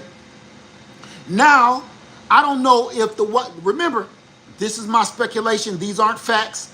I'm just getting from the horse's mouth. But bump, pun intended. Because he the one saying it. Oh, yeah, we getting some top quality meat. He didn't say beef. Your boy said we getting some top quality meat. It'll be the best meat. The best meat you've ever had in history. That's what he said now. Is this giving Soylent Green-esque? Is this giving Soylent Green to you? Because it's giving Soylent Green to me.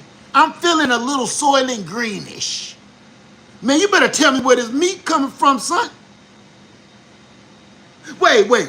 The best meat. Man, that's what they said on Soylent Green, son. Ah, man, we don't know where these crackers come from. Yo! I'm never buying anything without a bone on it anymore. Boneless chicken, boneless beef, boneless pork, boneless. Look, I'm going to get on this. And I'm going to get off. I've been telling y'all, I've been telling y'all, you better grow your own, eat your own your own, and raise your own. Grow your own vegetables, fruit.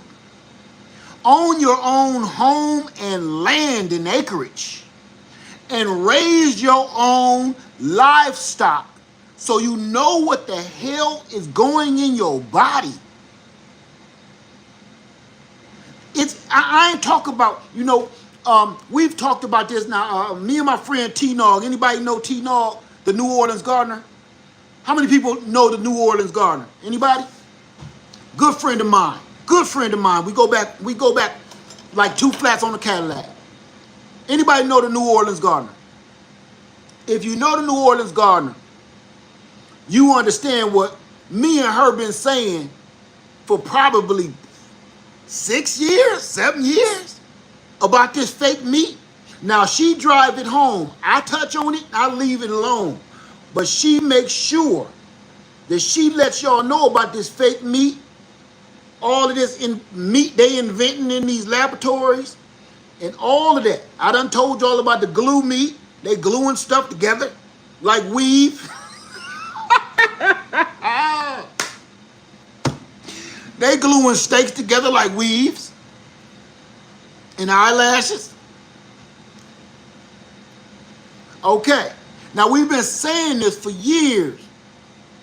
All of us content creators in this gardening community, homesteading community, we've been talking about, in the prepping community, we've been talking about what they doing to the food. And we've been getting tidbits of information. But now they're telling us we got the best meats, the greatest meats, with the highest quality of meats. Man, you got to say more than meats, man. It's more than meets the eye. You got to tell me what kind of meat are we talking about. We need to meet in the crossroads to talk about what kind of meat we eat. Because until then, I'm going to give you all the honest truth. You know what I just told my wife? I said, babe, taking care of the pigs are becoming it's a lot. It's a lot to take care of these pigs. I didn't do it right. I didn't start out my operation properly, and it's taking a toll on me. I'm thinking about not raising any more pigs. This might be my last year at it.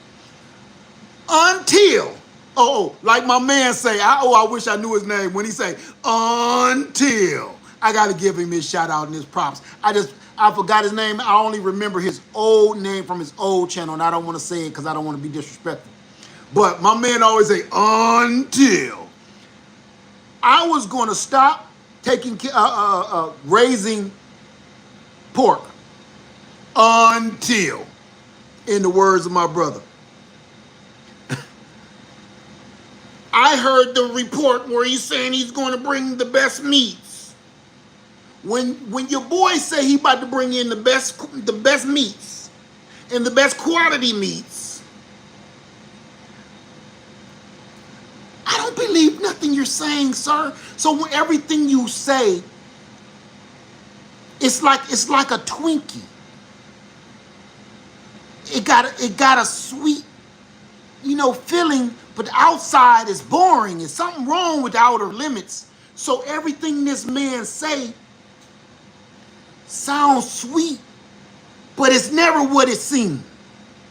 It's like one of them everlasting gobstopper candies, or one of them what's my man name, Harry Potter jelly beans. This jelly bean might look like a strawberry, but it might be like a doo-doo jelly bean. Y'all ever had them? The magic beans from Harry Potter? I don't know, maybe it's just me. Years ago they had these jelly beans. That's neither here nor there. But that's this dude. He liked them Harry Potter jelly beans, the magic beans, man. They look and smell like strawberry, but you bite into them and they taste like doo-doo. That is this dude. So everything he says always has a secret gotcha behind it. So when he come and talking about he got the freshest meats, I'm not feeling that, man. I'm not feeling nothing you saying. Nothing. So until you tell me what kind of meats we're talking about, I need some clarification, bro. I need you to be a little bit more crisp on that so we can hold your feet to the fire on that bullshit. I need to know. So I don't think I need to explain to anybody that, yeah, no, I'm not going to stop raising my pigs and my chickens, right?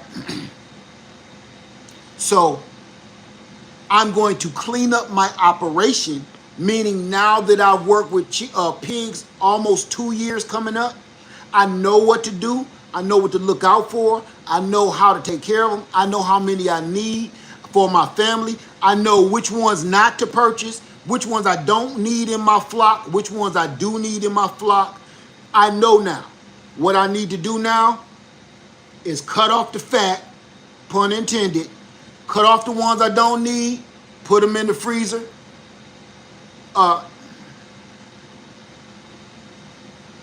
Put them in the freezer and keep the ones I do need. That's going to be my new operation, and it's already started. I can tell you right now, my operation has already started because the one that I want the best, she's the best producer. She's the biggest pig, and she grows in less than 6 months, and she's 300 pounds in 6 months. Her name is Powder. I've showed y'all my biggest pig. Her name is Powder, and she just gave birth to 6 piglets. I got her in isolation, her and the piglets by themselves, because that's the only DNA genetics I want, because she is exactly what I need. I don't want to have to take care of pigs for 2 years to produce meat. After 2 years of feeding them, it doesn't equal out anymore. I could have spent that money feeding them. I could have spent that on canned goods or producing my own food. Okay? So now I'm going to tell you right now, if you've never thought about owning chickens, if you don't have to get into pigs at all, okay? I know a lot of people don't eat pork. You do eat chicken. If I were you, if you're watching me, my best advice to you is to go and purchase as many chickens as your city or your township or your state or your HOA allows. I'm not kidding. No roosters, hens. The question that people always ask me, can a hen lay an egg without a rooster? Yes. Don't need a rooster to lay an egg. You only need a rooster to fertilize the egg. That's it. So it can turn into a little chicken baby. That's it. Okay? So the chickens on my land, they're procreating and making their own chickens. They don't need me. We got 2 or 3 new chicks that have grown. I think they're about 4 to 6 months old now, and I had nothing to do with it. Or I let the chickens do their own wild thing. Hey, honey. So if you can get chickens, I would advise you do, because you will know where your food is coming from, your eggs and your meat.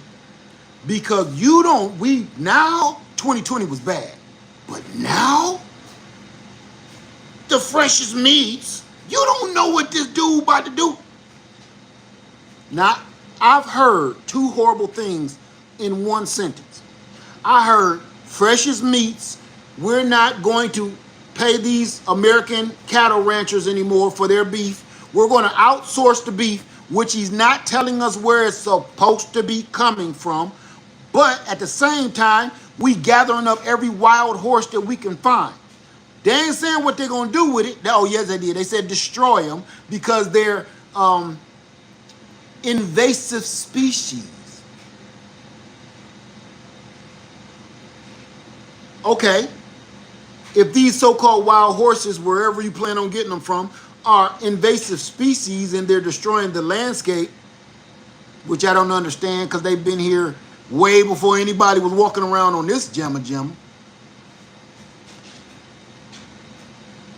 They can only have 1 horse at a time. I don't understand how they're invasive species when a horse can only really give What y'all enlighten me, educate me.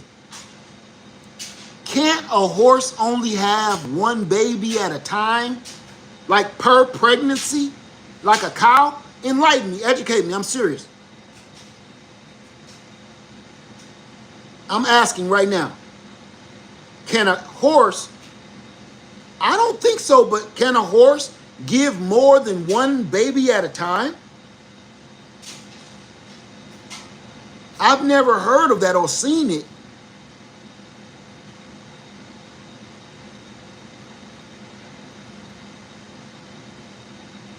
Only one at a time? That's what I was thinking. I ain't never seen no horse just sit down and lay down and spit out about 6 babies. Now, let's be logical. Let's be logical for a second, okay? If we're having a beef and meat crisis, everybody's heard of the meat crisis, right? The beef and meat crisis. Raise your hand if you've heard that we're having a beef and meat crisis between the beef being poisoning us, making us sick, or we don't have enough of it, whatever, or the price too high. If you know that we're having a beef crisis, raise your hand. Because I'm going to try to play Columbo and solve this real quick.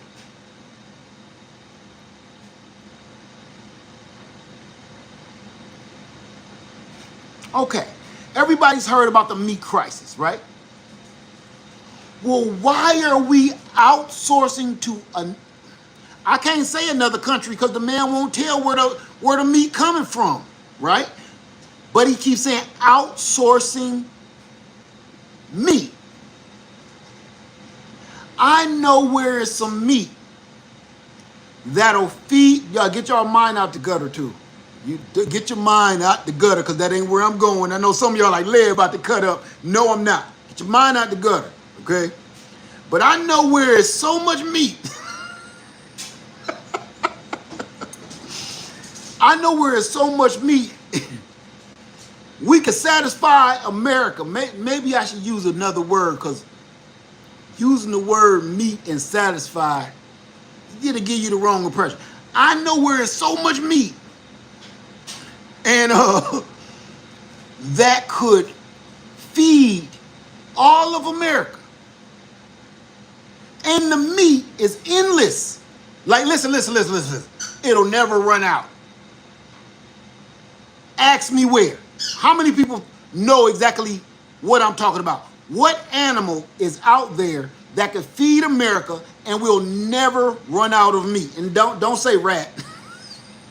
Not rats. Not rats. What other animal?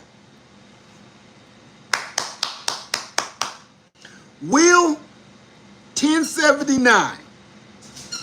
Wild hogs. Oh, that's a good one. No, you know what? Jamina, rabbits is great. Rabbits, that's a good answer, but it won't feed all of America. They do reproduce, like rabbits, but it won't feed everybody because they're so small.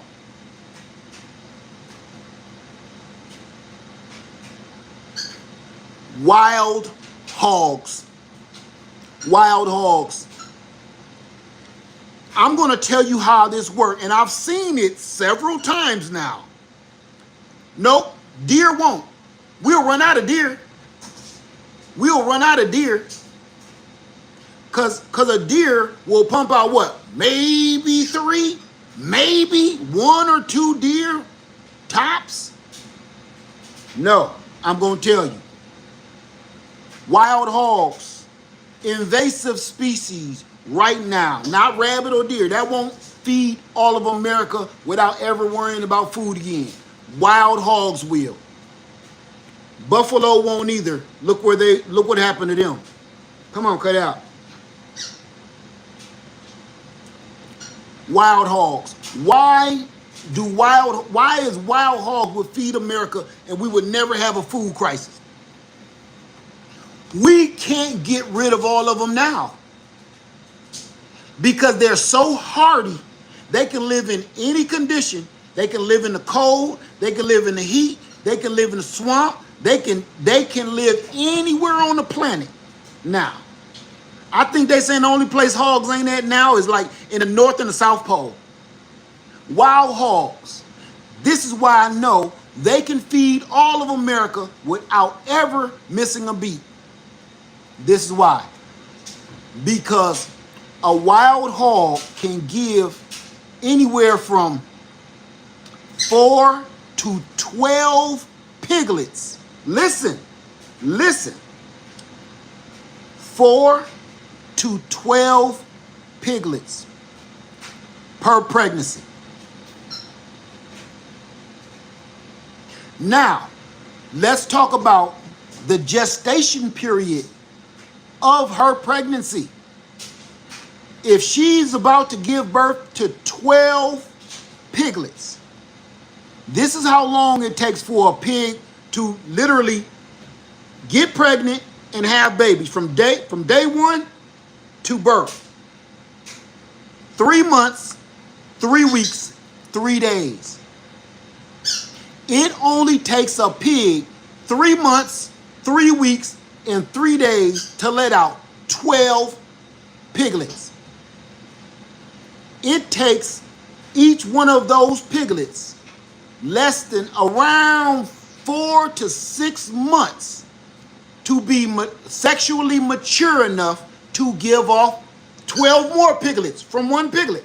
So each one of those 12 piglets in 6 months can have 12 more. Now the mama is still pumping out 12 other piglets in the same time that all of her daughter piglets pumped out 12. Mama pumped out 12 more. That's going to branch off 12 more. This is one pig that turned one pregnancy into, what is it, 12 times 12. We can actually say 13 times 12, but we ain't gonna be funny about it. Somebody give it to me. 12 times 12. 12 times 12. That's over 100 and 4, 2, 2, 1.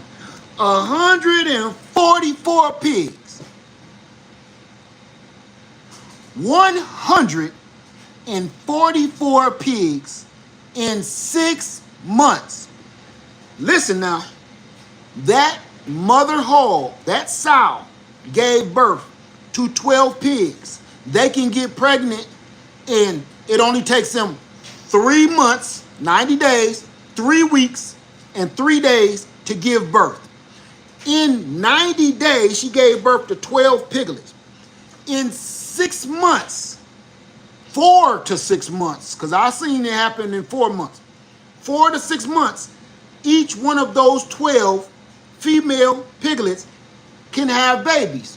12 times 12 is 144 pigs. And just say their gestation period is 3 months, 3 weeks, 3 days. All of them will have 144 piglets together. Now, 144 piglets, we'll just say 100 of them is females and 44. Now I'm playing with it. 100 piglets give birth to 12 more. That's 1,200 piglets in 6 months. And remember, the ones that's mature is still having them. So we waiting 6 months for the babies, but the mature ones, the mothers, and now the daughters, they're churning them out. I couldn't control how many pigs. That's why I started putting them in the deep freezer.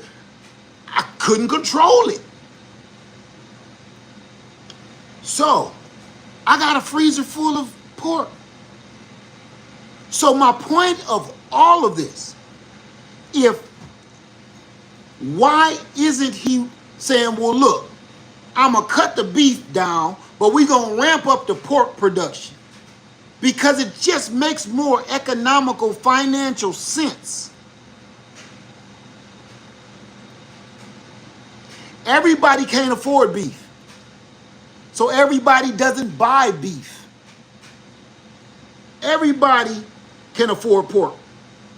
Whether you eat it or not, you can afford it. So why not ramp up that production? Nothing. This whole operation stink to high heaven to me. Okay, so I wanted to touch on that real quick.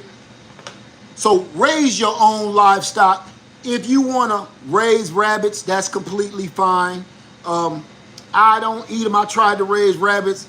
I got a little too sentimental, soft-hearted for that. Couldn't do it. But if you want to raise rabbits and you want to learn about them, I suggest you do. I suggest you do. But if you want to raise chickens, to me, the all-around livestock, if I had to pick one livestock to raise, it would be chickens. It would be chickens all day. Because every egg, a chicken lays an egg every day. That means you got breakfast, or you got an egg that can be incubated to turn into another chicken. Then, when you're done, you can turn this hen into breakfast, lunch, and dinner for a couple of days if you do it right. If you make a good soup, one hen will last all week. You don't gotta have fried chicken. You can make chicken and dumplings, chicken soup, chicken broth.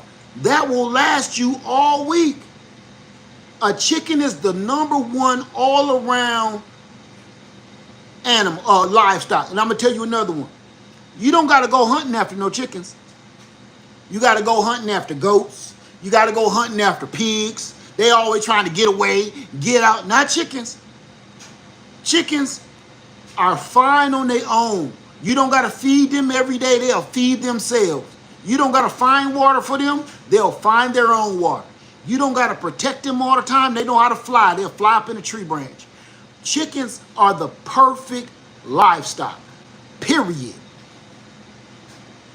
You can keep them in a cage if you want to full time. Or you can let them free range if you want to full time. You can have a little bit of both. Here's the sweet part. If you teach a chicken to stay in the coop, and you teach a chicken, which is easy, that the coop is the safe place, you open the door in the morning, all the chicks run out, they do their thing all day long, and as soon as the sun go down, all of them chickens come back to the roost in the coop to roost. You don't gotta go looking for them. You don't gotta be like, Maybell. You don't gotta do that for no chickens. That chicken be looking up like this. You know, if you ever had chickens, they do this. They looking for predators, and then they look for that sunlight. Like, oh, the sun about to hit the tree, and you will see them do this little run all the way back to the coop. Like, girl, it's getting dark. They'll do that chicken run all the way back to the coop. It'll make, when you start seeing chickens run like this, you start looking at your watch. Oh, it's about 7 o'clock. About 7 o'clock, that's when they come, right? So, chicken is the all-time ultimate livestock. It's easy. You can have it in your neighborhood. They're not loud. They don't stink. You know, you don't take much to clean up after them. Simple. Okay, and that goes for anybody. So, do I have any questions at all on anything we talk? Oh, wait, before we got questions, wait. I left one out that you're going to want to know. Solar power. Solar power. I'm going to save this for another time because this is a good subject that we really need to dive deep into, okay? So I'm going to save this one. But do I have any questions? Woo, that was a good one too. I almost spilled the beans. Do I have any questions at all on anything we talked about today? Power, water storage, canning your food, storing up food. Man, it hurts me to see so many people that's down bad right now, all because of one incident, one situation. And I know this situation could not be helped. It's a natural disaster. But even though it's a natural disaster, mankind has made it so it's almost a human disaster, a man-made disaster. That's what I'm saying.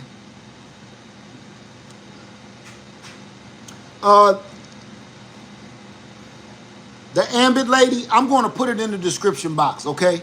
I'm going to put everything that I just said in the description box after this video and in the first pinned comment, so you can just click on it and check it out yourself, read up on it and everything, okay?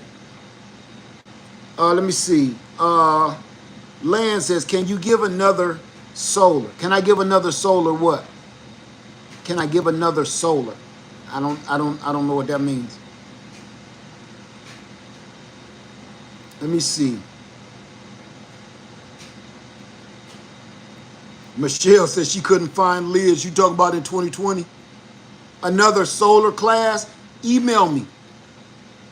I'm doing it privately now, so that way I can make sure everybody is there. If if you want me to tell you anything about solar and how to hook it up, email me and we can set something up, okay?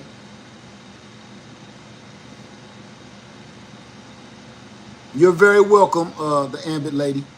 You're very welcome. Who was that? Jay Jilk.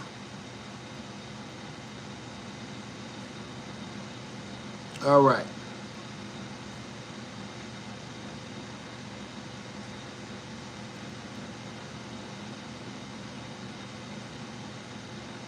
Oh, Beyond the Box Gardens. I'm not going to repeat that, but yes, I am. I'm not going to repeat it, but I feel you. I'm with you. I feel you. Beyond the Box Gardens.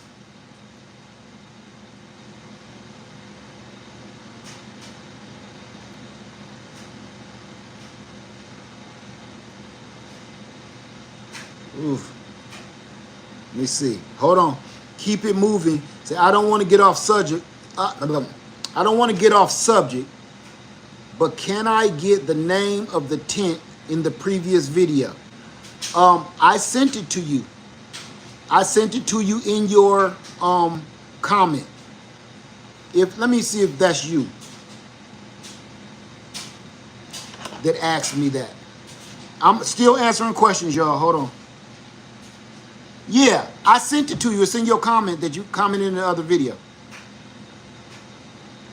Let's see, Seaside say, I didn't know your freezer can be attached to a little box. Ink box, ITC 308 plug, and it turns to a fridge.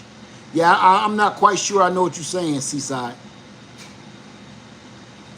Precision Group says, okay, thank you.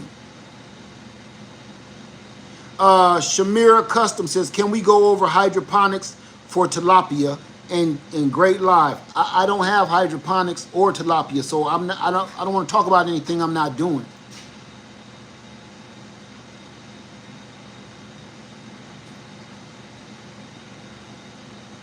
I like to show proof. Hey, Katina Brooks, that's all right. Say, I Am King says, use.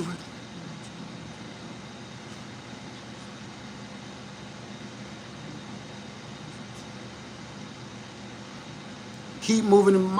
Says, my son wants a tent, and I seen you standing in front of one. Okay. Trying to learn too.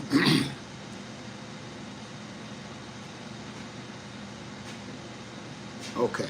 I'm not touching that one either. Let me see. Rushni says, have you looked into water making device, or have you made your own? What do you mean by a water making device? When you say a water making device, what are you talking about? You can't make water.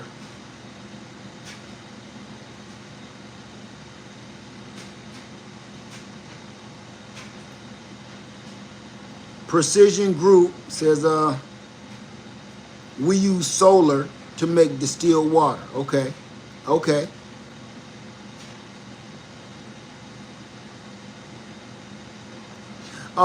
Lexi in the garden says, Lex in her garden says, a lot of folks saying what they won't eat, but if you're desperate and don't have a choice, yeah, that's what's up, right? That's what's up. A lot of people gonna call themselves liars soon. I would never eat that. That goes against my okay. There you go. Frosty Francis said, "Lead people who eat rabbits and squirrels can't complain about the giant rats some countries raise for the table. A rodent is a rodent." Let me tell you something. I'm going to be honest with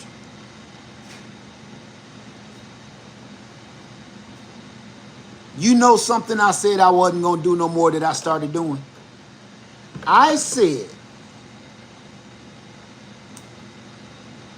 I was never going to watch The Walking Dead ever again after they killed Glenn.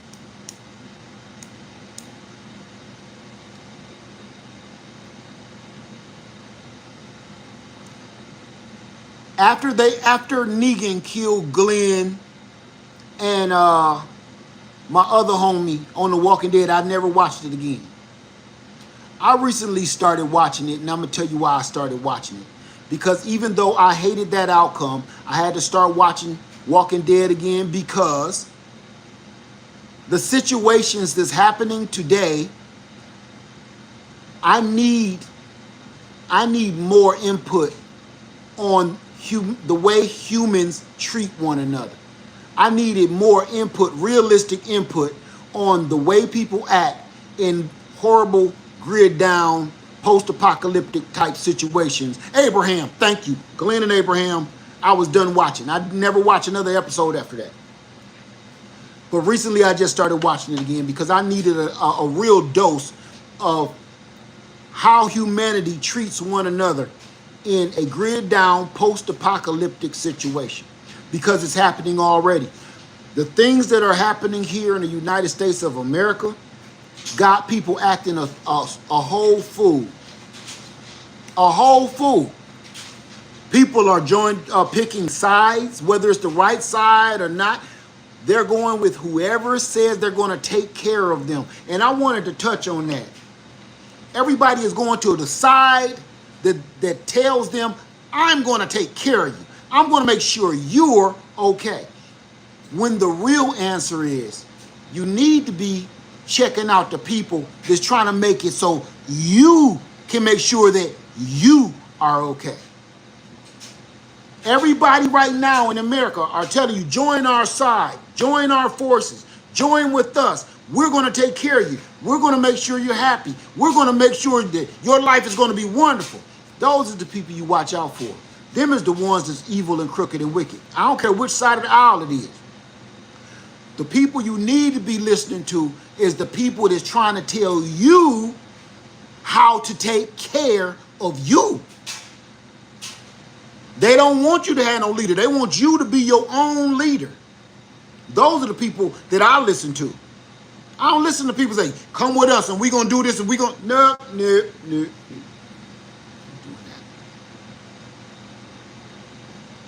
So, I started watching The Walking Dead again. I admit it. I done caved in. And you know what? I'm glad I did start watching Walking Dead again. I've been binge watching it. And I've been doing so much cursing because human beings, we ain't worth 2 nickels, boy. We ain't worth 2 nickels, man. We will trade each other off for a spoonful of food. All because we would rather somebody else take care of us, Negan, than you try to learn how to take care of yourself. That's the world we live in right now. You got a bunch of people trying to follow this man and his flunkies saying he gonna take care of everybody. He ain't said one thing about how you can take care of yourself. He keep telling you how he's gonna take care of everything for you. He has not one time in 2 years said, or hell, really in 4 years, has he ever said he's going to make it so you can take care of yourself. Not freaking one time. And I'm glad I've been watching The Walking Dead lately. Because, listen, that's one of the realest shows on TV. I know, forget about the zombies, forget about that crap. The human nature of the show, man, people is sick, man. And you know what's the worst part? Watching The Walking Dead, it's feel all too familiar. Because we're living through this right now. Backdoor schemes and backdoor scams, backdoor closet alliances, who's on what side, all of this evil. You don't know who to trust. You don't know who to talk to. Man, all of that feeling, man, them emotions is how I feel right now. And this is where we are in the world right now in America. You don't know who to talk to. You don't know who to trust. But you always feel that feeling. I don't care who it is, family, friend, or foe. It's always that feeling lurking behind you to feel like, I don't trust you or nothing you say or nothing you do. I don't trust nobody. Family, friend, or foe. Because this world is so fragile and people's egos is fragile, people's emotions is so fragile these days that they'll sell you down the river for a nickel and a slice of bread. I thought you loved me. I do love you, but I gotta get paid. That. So it is what it is. So I'm back to watching The Walking Dead, and I know a lot of people don't care for it because of the zombies and the grossness. I understand. But if you want to see the realness of real human behavior, and you know what? I'm going to tell you where they studied this from. In other countries where they live like this every day. Their world is like this every day in other countries. They gave these actors these ideas and these producers these ideas just by watching other countries in post-apocalyptic type situations. All of this stuff is real people's testimonies. They just made actors basically repeat it, regurgitate it, and put it in a goofy show. But this is how real people got to live every day, wondering if they're going to be alive tomorrow. And that's how we're living right now in America. Everybody, you don't know. So all I'm just doing my part to hope what's working works for me. And I hope it'll work for you. So I feel like sharing. That's it. I will say this.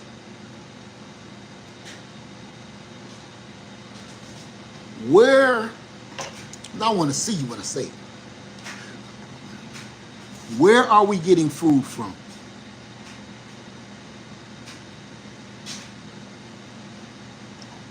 Where are we getting food from?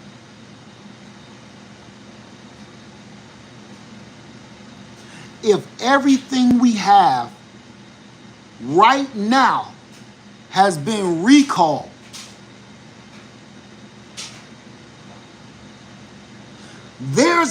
there are more recalls out right now than there are products.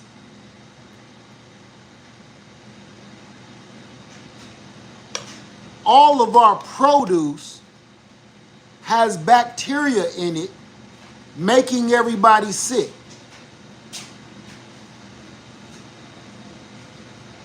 All of our livestock, chicken, beef, pork, always ends up with some kind of sick poisoning where they gotta kill all the beef, kill all the pigs, kill all the chickens off.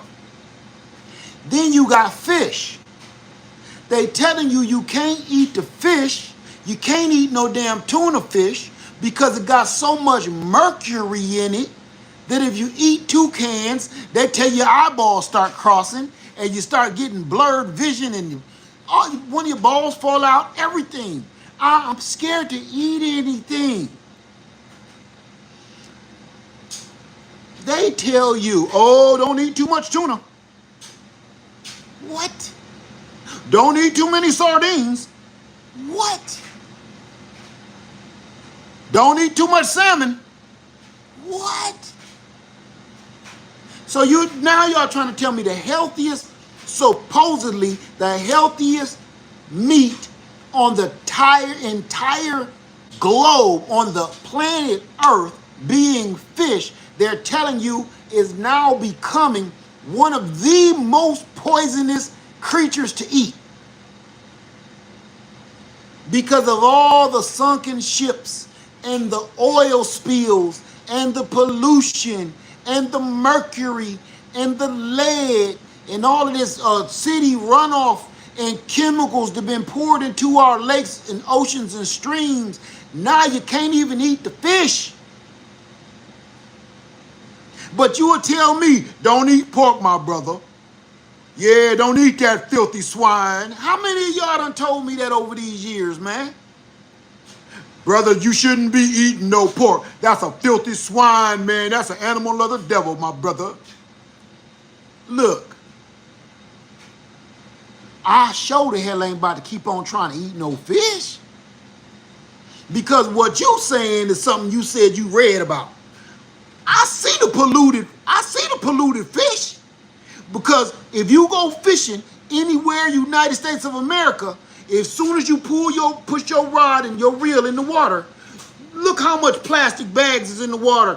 Coca-Cola cans, dirty diapers, maxi pads, condoms, right there floating by you, son. You see what's in the fish, but what you're telling me is in the pork is something that you read about and you was told about not to do. But the real action is right here in your face, son. You can't not see this condom. You can't not see this dookie diaper floating by your feet. You got to scoop out the pollution at the lake, by your dock or by your boat before you even go fishing, so you won't reel it in when you catch a fish. Don't eat swine, my brother. Man, don't eat fish, my brother. Don't eat the vegetables, my brother. Because the vegetables is full of, I can do like you, the vegetables is full of doo-doo and disease, my brother. We see it. The pork ain't making you sick. The pork is something you've been told. The vegetables really got you doo-dooing on yourself in real time. The vegetables, the produce, son, all y'all vegans and vegetarians, you know I'm telling the truth. It got y'all doo-dooing on yourself, and now you like, I'm not sure about eating that. Doo-doo on yourself. And then you can't eat the fish because it'll give you cancer. Eating all the damn mercury and whatnot. But you want to ride on me about some pork, man. Cut it out, son. The beef, they keep on finding cancerous, giant cancer jelly balls on the beef, and then they cut it out and lance it off and hurry up and produce the meat before this cattle die, and then give it to you. And they tell you about it, but you still trying to tell me, man, don't eat the pork. But they telling you the beef got mad cow and be having cancer and everything else on it.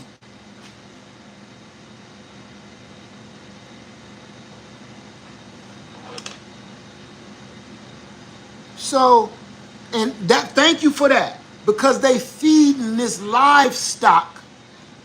They feeding the livestock chemicals, the Roundup, the herbicides, the chemicals that keep down weeds, the chemicals that fight insecticides, herbicides. That's being fed into this cow. They said this is grass-fed beef. Now I'm gonna tell you what, that's some bullshit. Now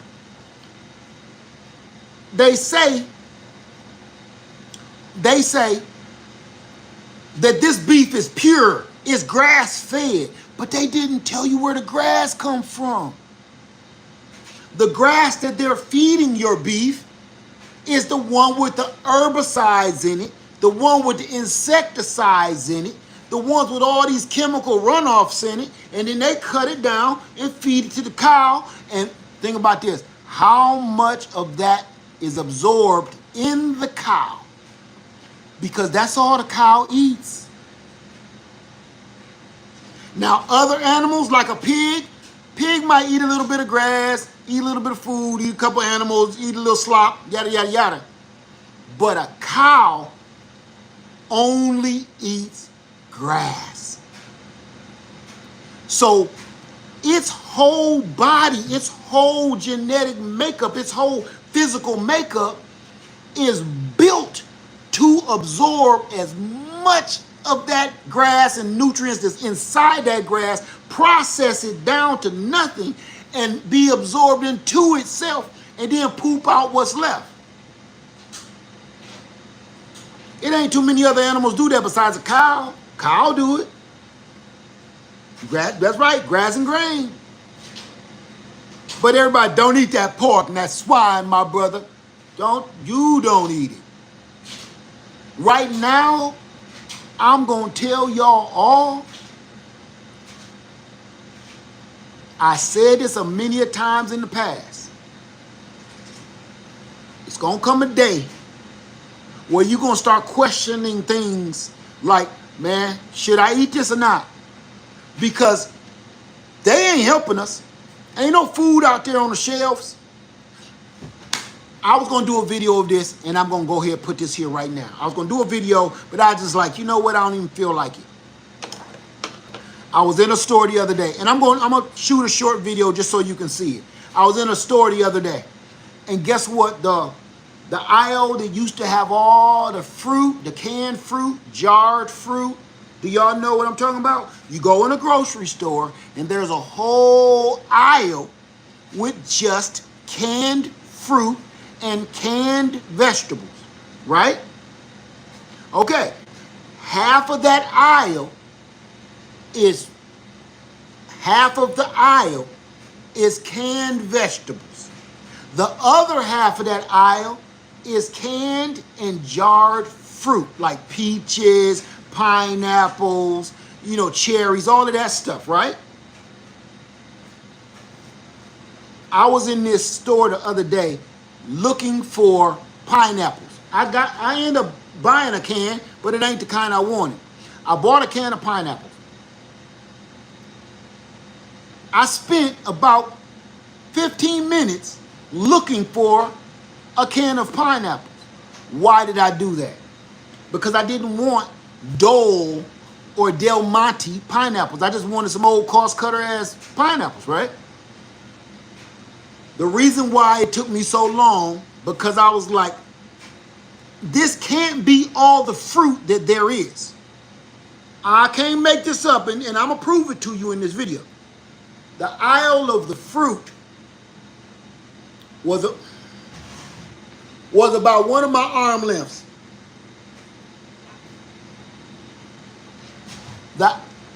Like this, straight up, straight down.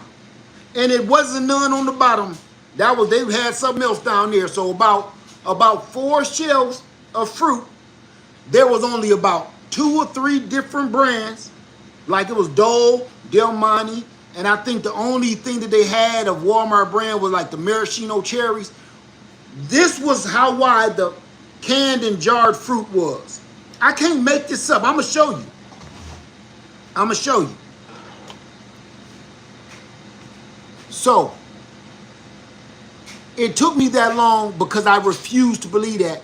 And I didn't want to go ask one of the little girls or the little guys at the store. They don't know nothing either. Like, excuse me, young man. Hey, where's your canned fruit at?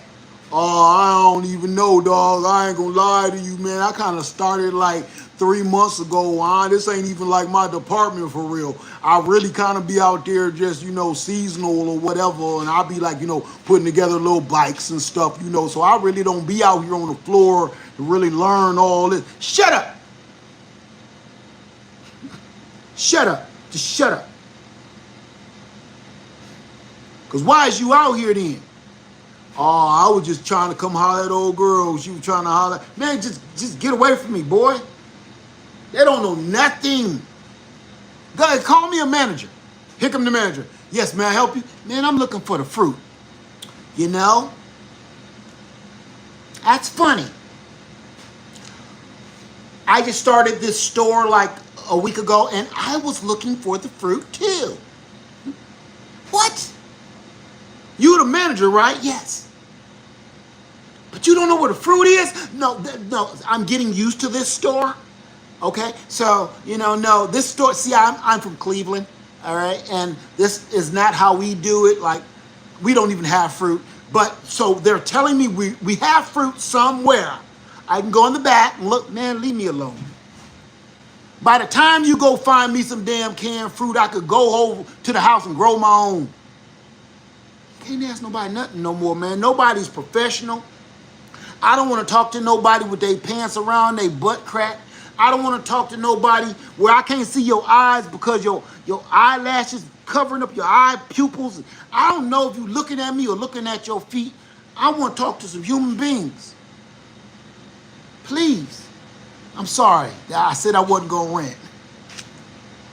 I said I wasn't going to rant. I said I wasn't going to slide off. I'm sorry. Whew. This world got me a little antsy, boy. This world got me antsy, man. So, we're going to talk about this other situation coming up pretty soon, all right? Everybody, if you have watched the first parts of this video without me clowning, man, please take heed. Get your power. Invest in your solar power. And trust me, if you do it right, it works. If you do it right, it works.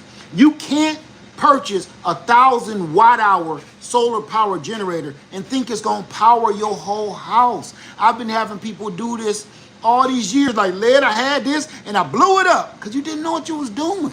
Stop plugging stuff in like a baby. You know, babies, you gotta put them damn covers on the plugs. Because babies always trying to stick stuff in it, right? Some grown folks do too, man. Read the label first. Read the instructions before you start. Yeah, read the instructions before you start trying to stick stuff in holes. Had to clean that up. You know, ask what this hole is for before you go to jamming stuff in it. You blow something up. So, hey y'all, listen, enjoy your Sunday. This is what we're going to be doing this whole week. This entire week, we will be talking about energy conservation. I will be showing you 2 separate solar panels that I really like. I will be showing you another energy-saving mode of transportation. It's going to be an e-bike because right now, ain't no gas. They can't get no gasoline. They have no way to travel or no way to reach anybody. Electric bike, solar power together can't be beat. Okay? Because you don't need to be on the grid to power up an electric bicycle. So with that being said, all week we talking about power. All right? Now I'm going to show you my favorite setup. I'm going to show you how I got my house set up on the land. Favorite setup, flawless. Cloudy day, rainy day, don't matter. I'm bringing in power, more power than I can use. So now I'm just trying to hook all the energy to it. I'm going to also be showing you another way to store your power with an inverter. Not an inverter, I'm sorry. It's a battery system. I'm going to show you a battery system. I think it's 5,100 watt hours of storage. I'm going to show you that this week. So every day be ready for it, all right? So I'm hoping this helps. That's all I got. So everybody enjoy your Sunday. I hope you got something from this video. If you did, go ahead, put something in the comments. Let me know. You got a question, put it in the comments below. And for the person that was talking about making water, if you were talking about my my humidifier or my EcoFlow Wave 3 air conditioning unit,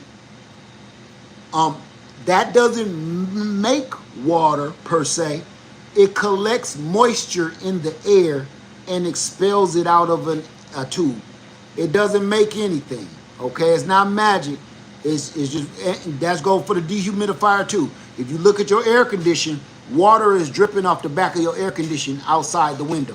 If you had a bucket or a container outside that catching that water, that's the way you got free water all day.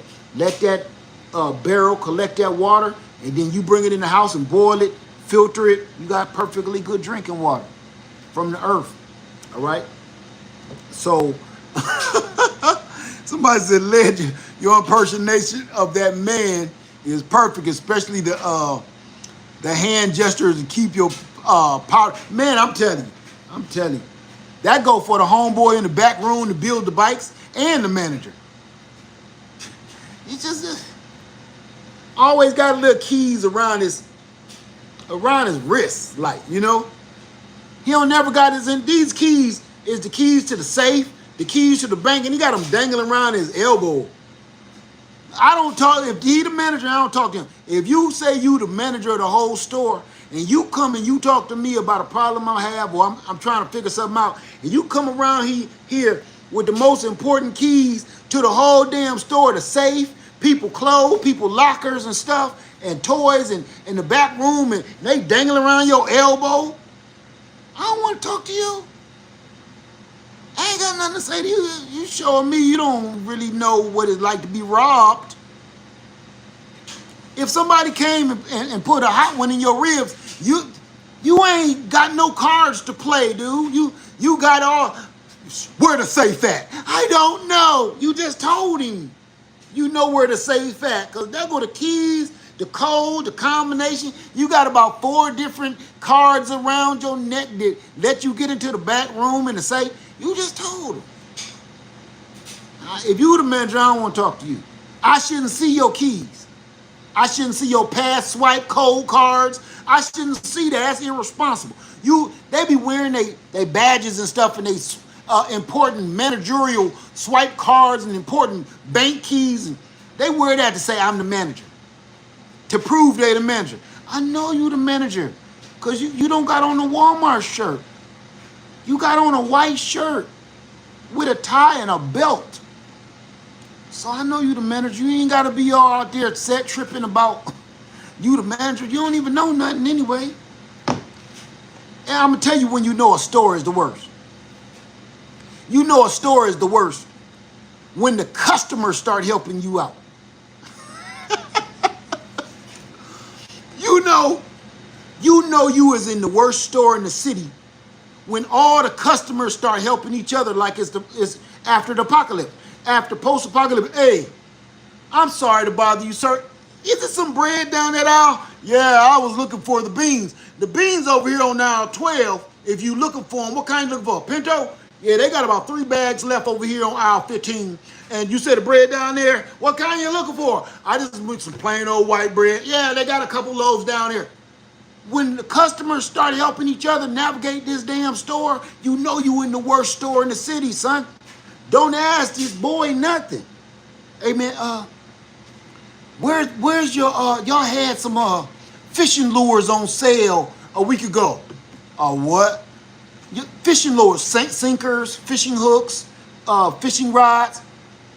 I don't even know what that is, though, for real. I ain't gonna lie to you. Like, my uncle used to talk about fishing and stuff, but I really ain't never had, like, nothing to do with it on the real, though. I just heard about it. I seen it on TV, like, a time or two, but on real, though, like, I ain't really sure about that. Hold on a minute. Let me get my phone. Hold on. I think I could find it.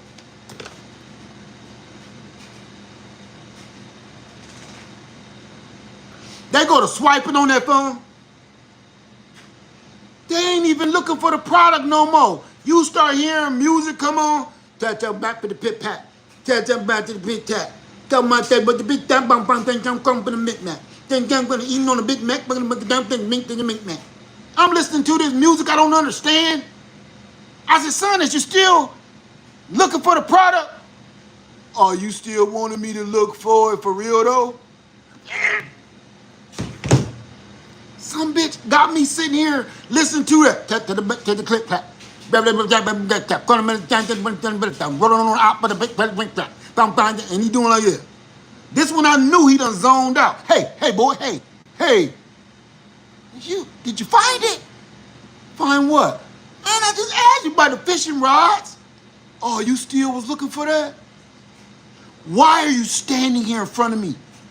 Oh, I thought you had figured it out.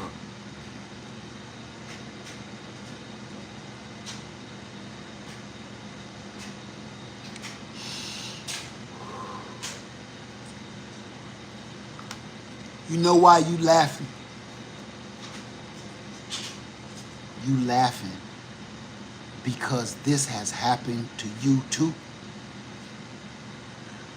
If it hasn't happened to you personally, you watched it happen to somebody. You only laugh at things you can relate to. This is the world that we live in now.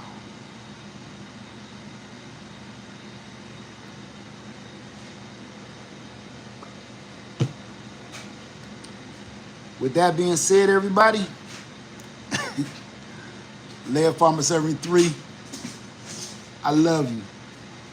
Be safe. Stay sane in this world.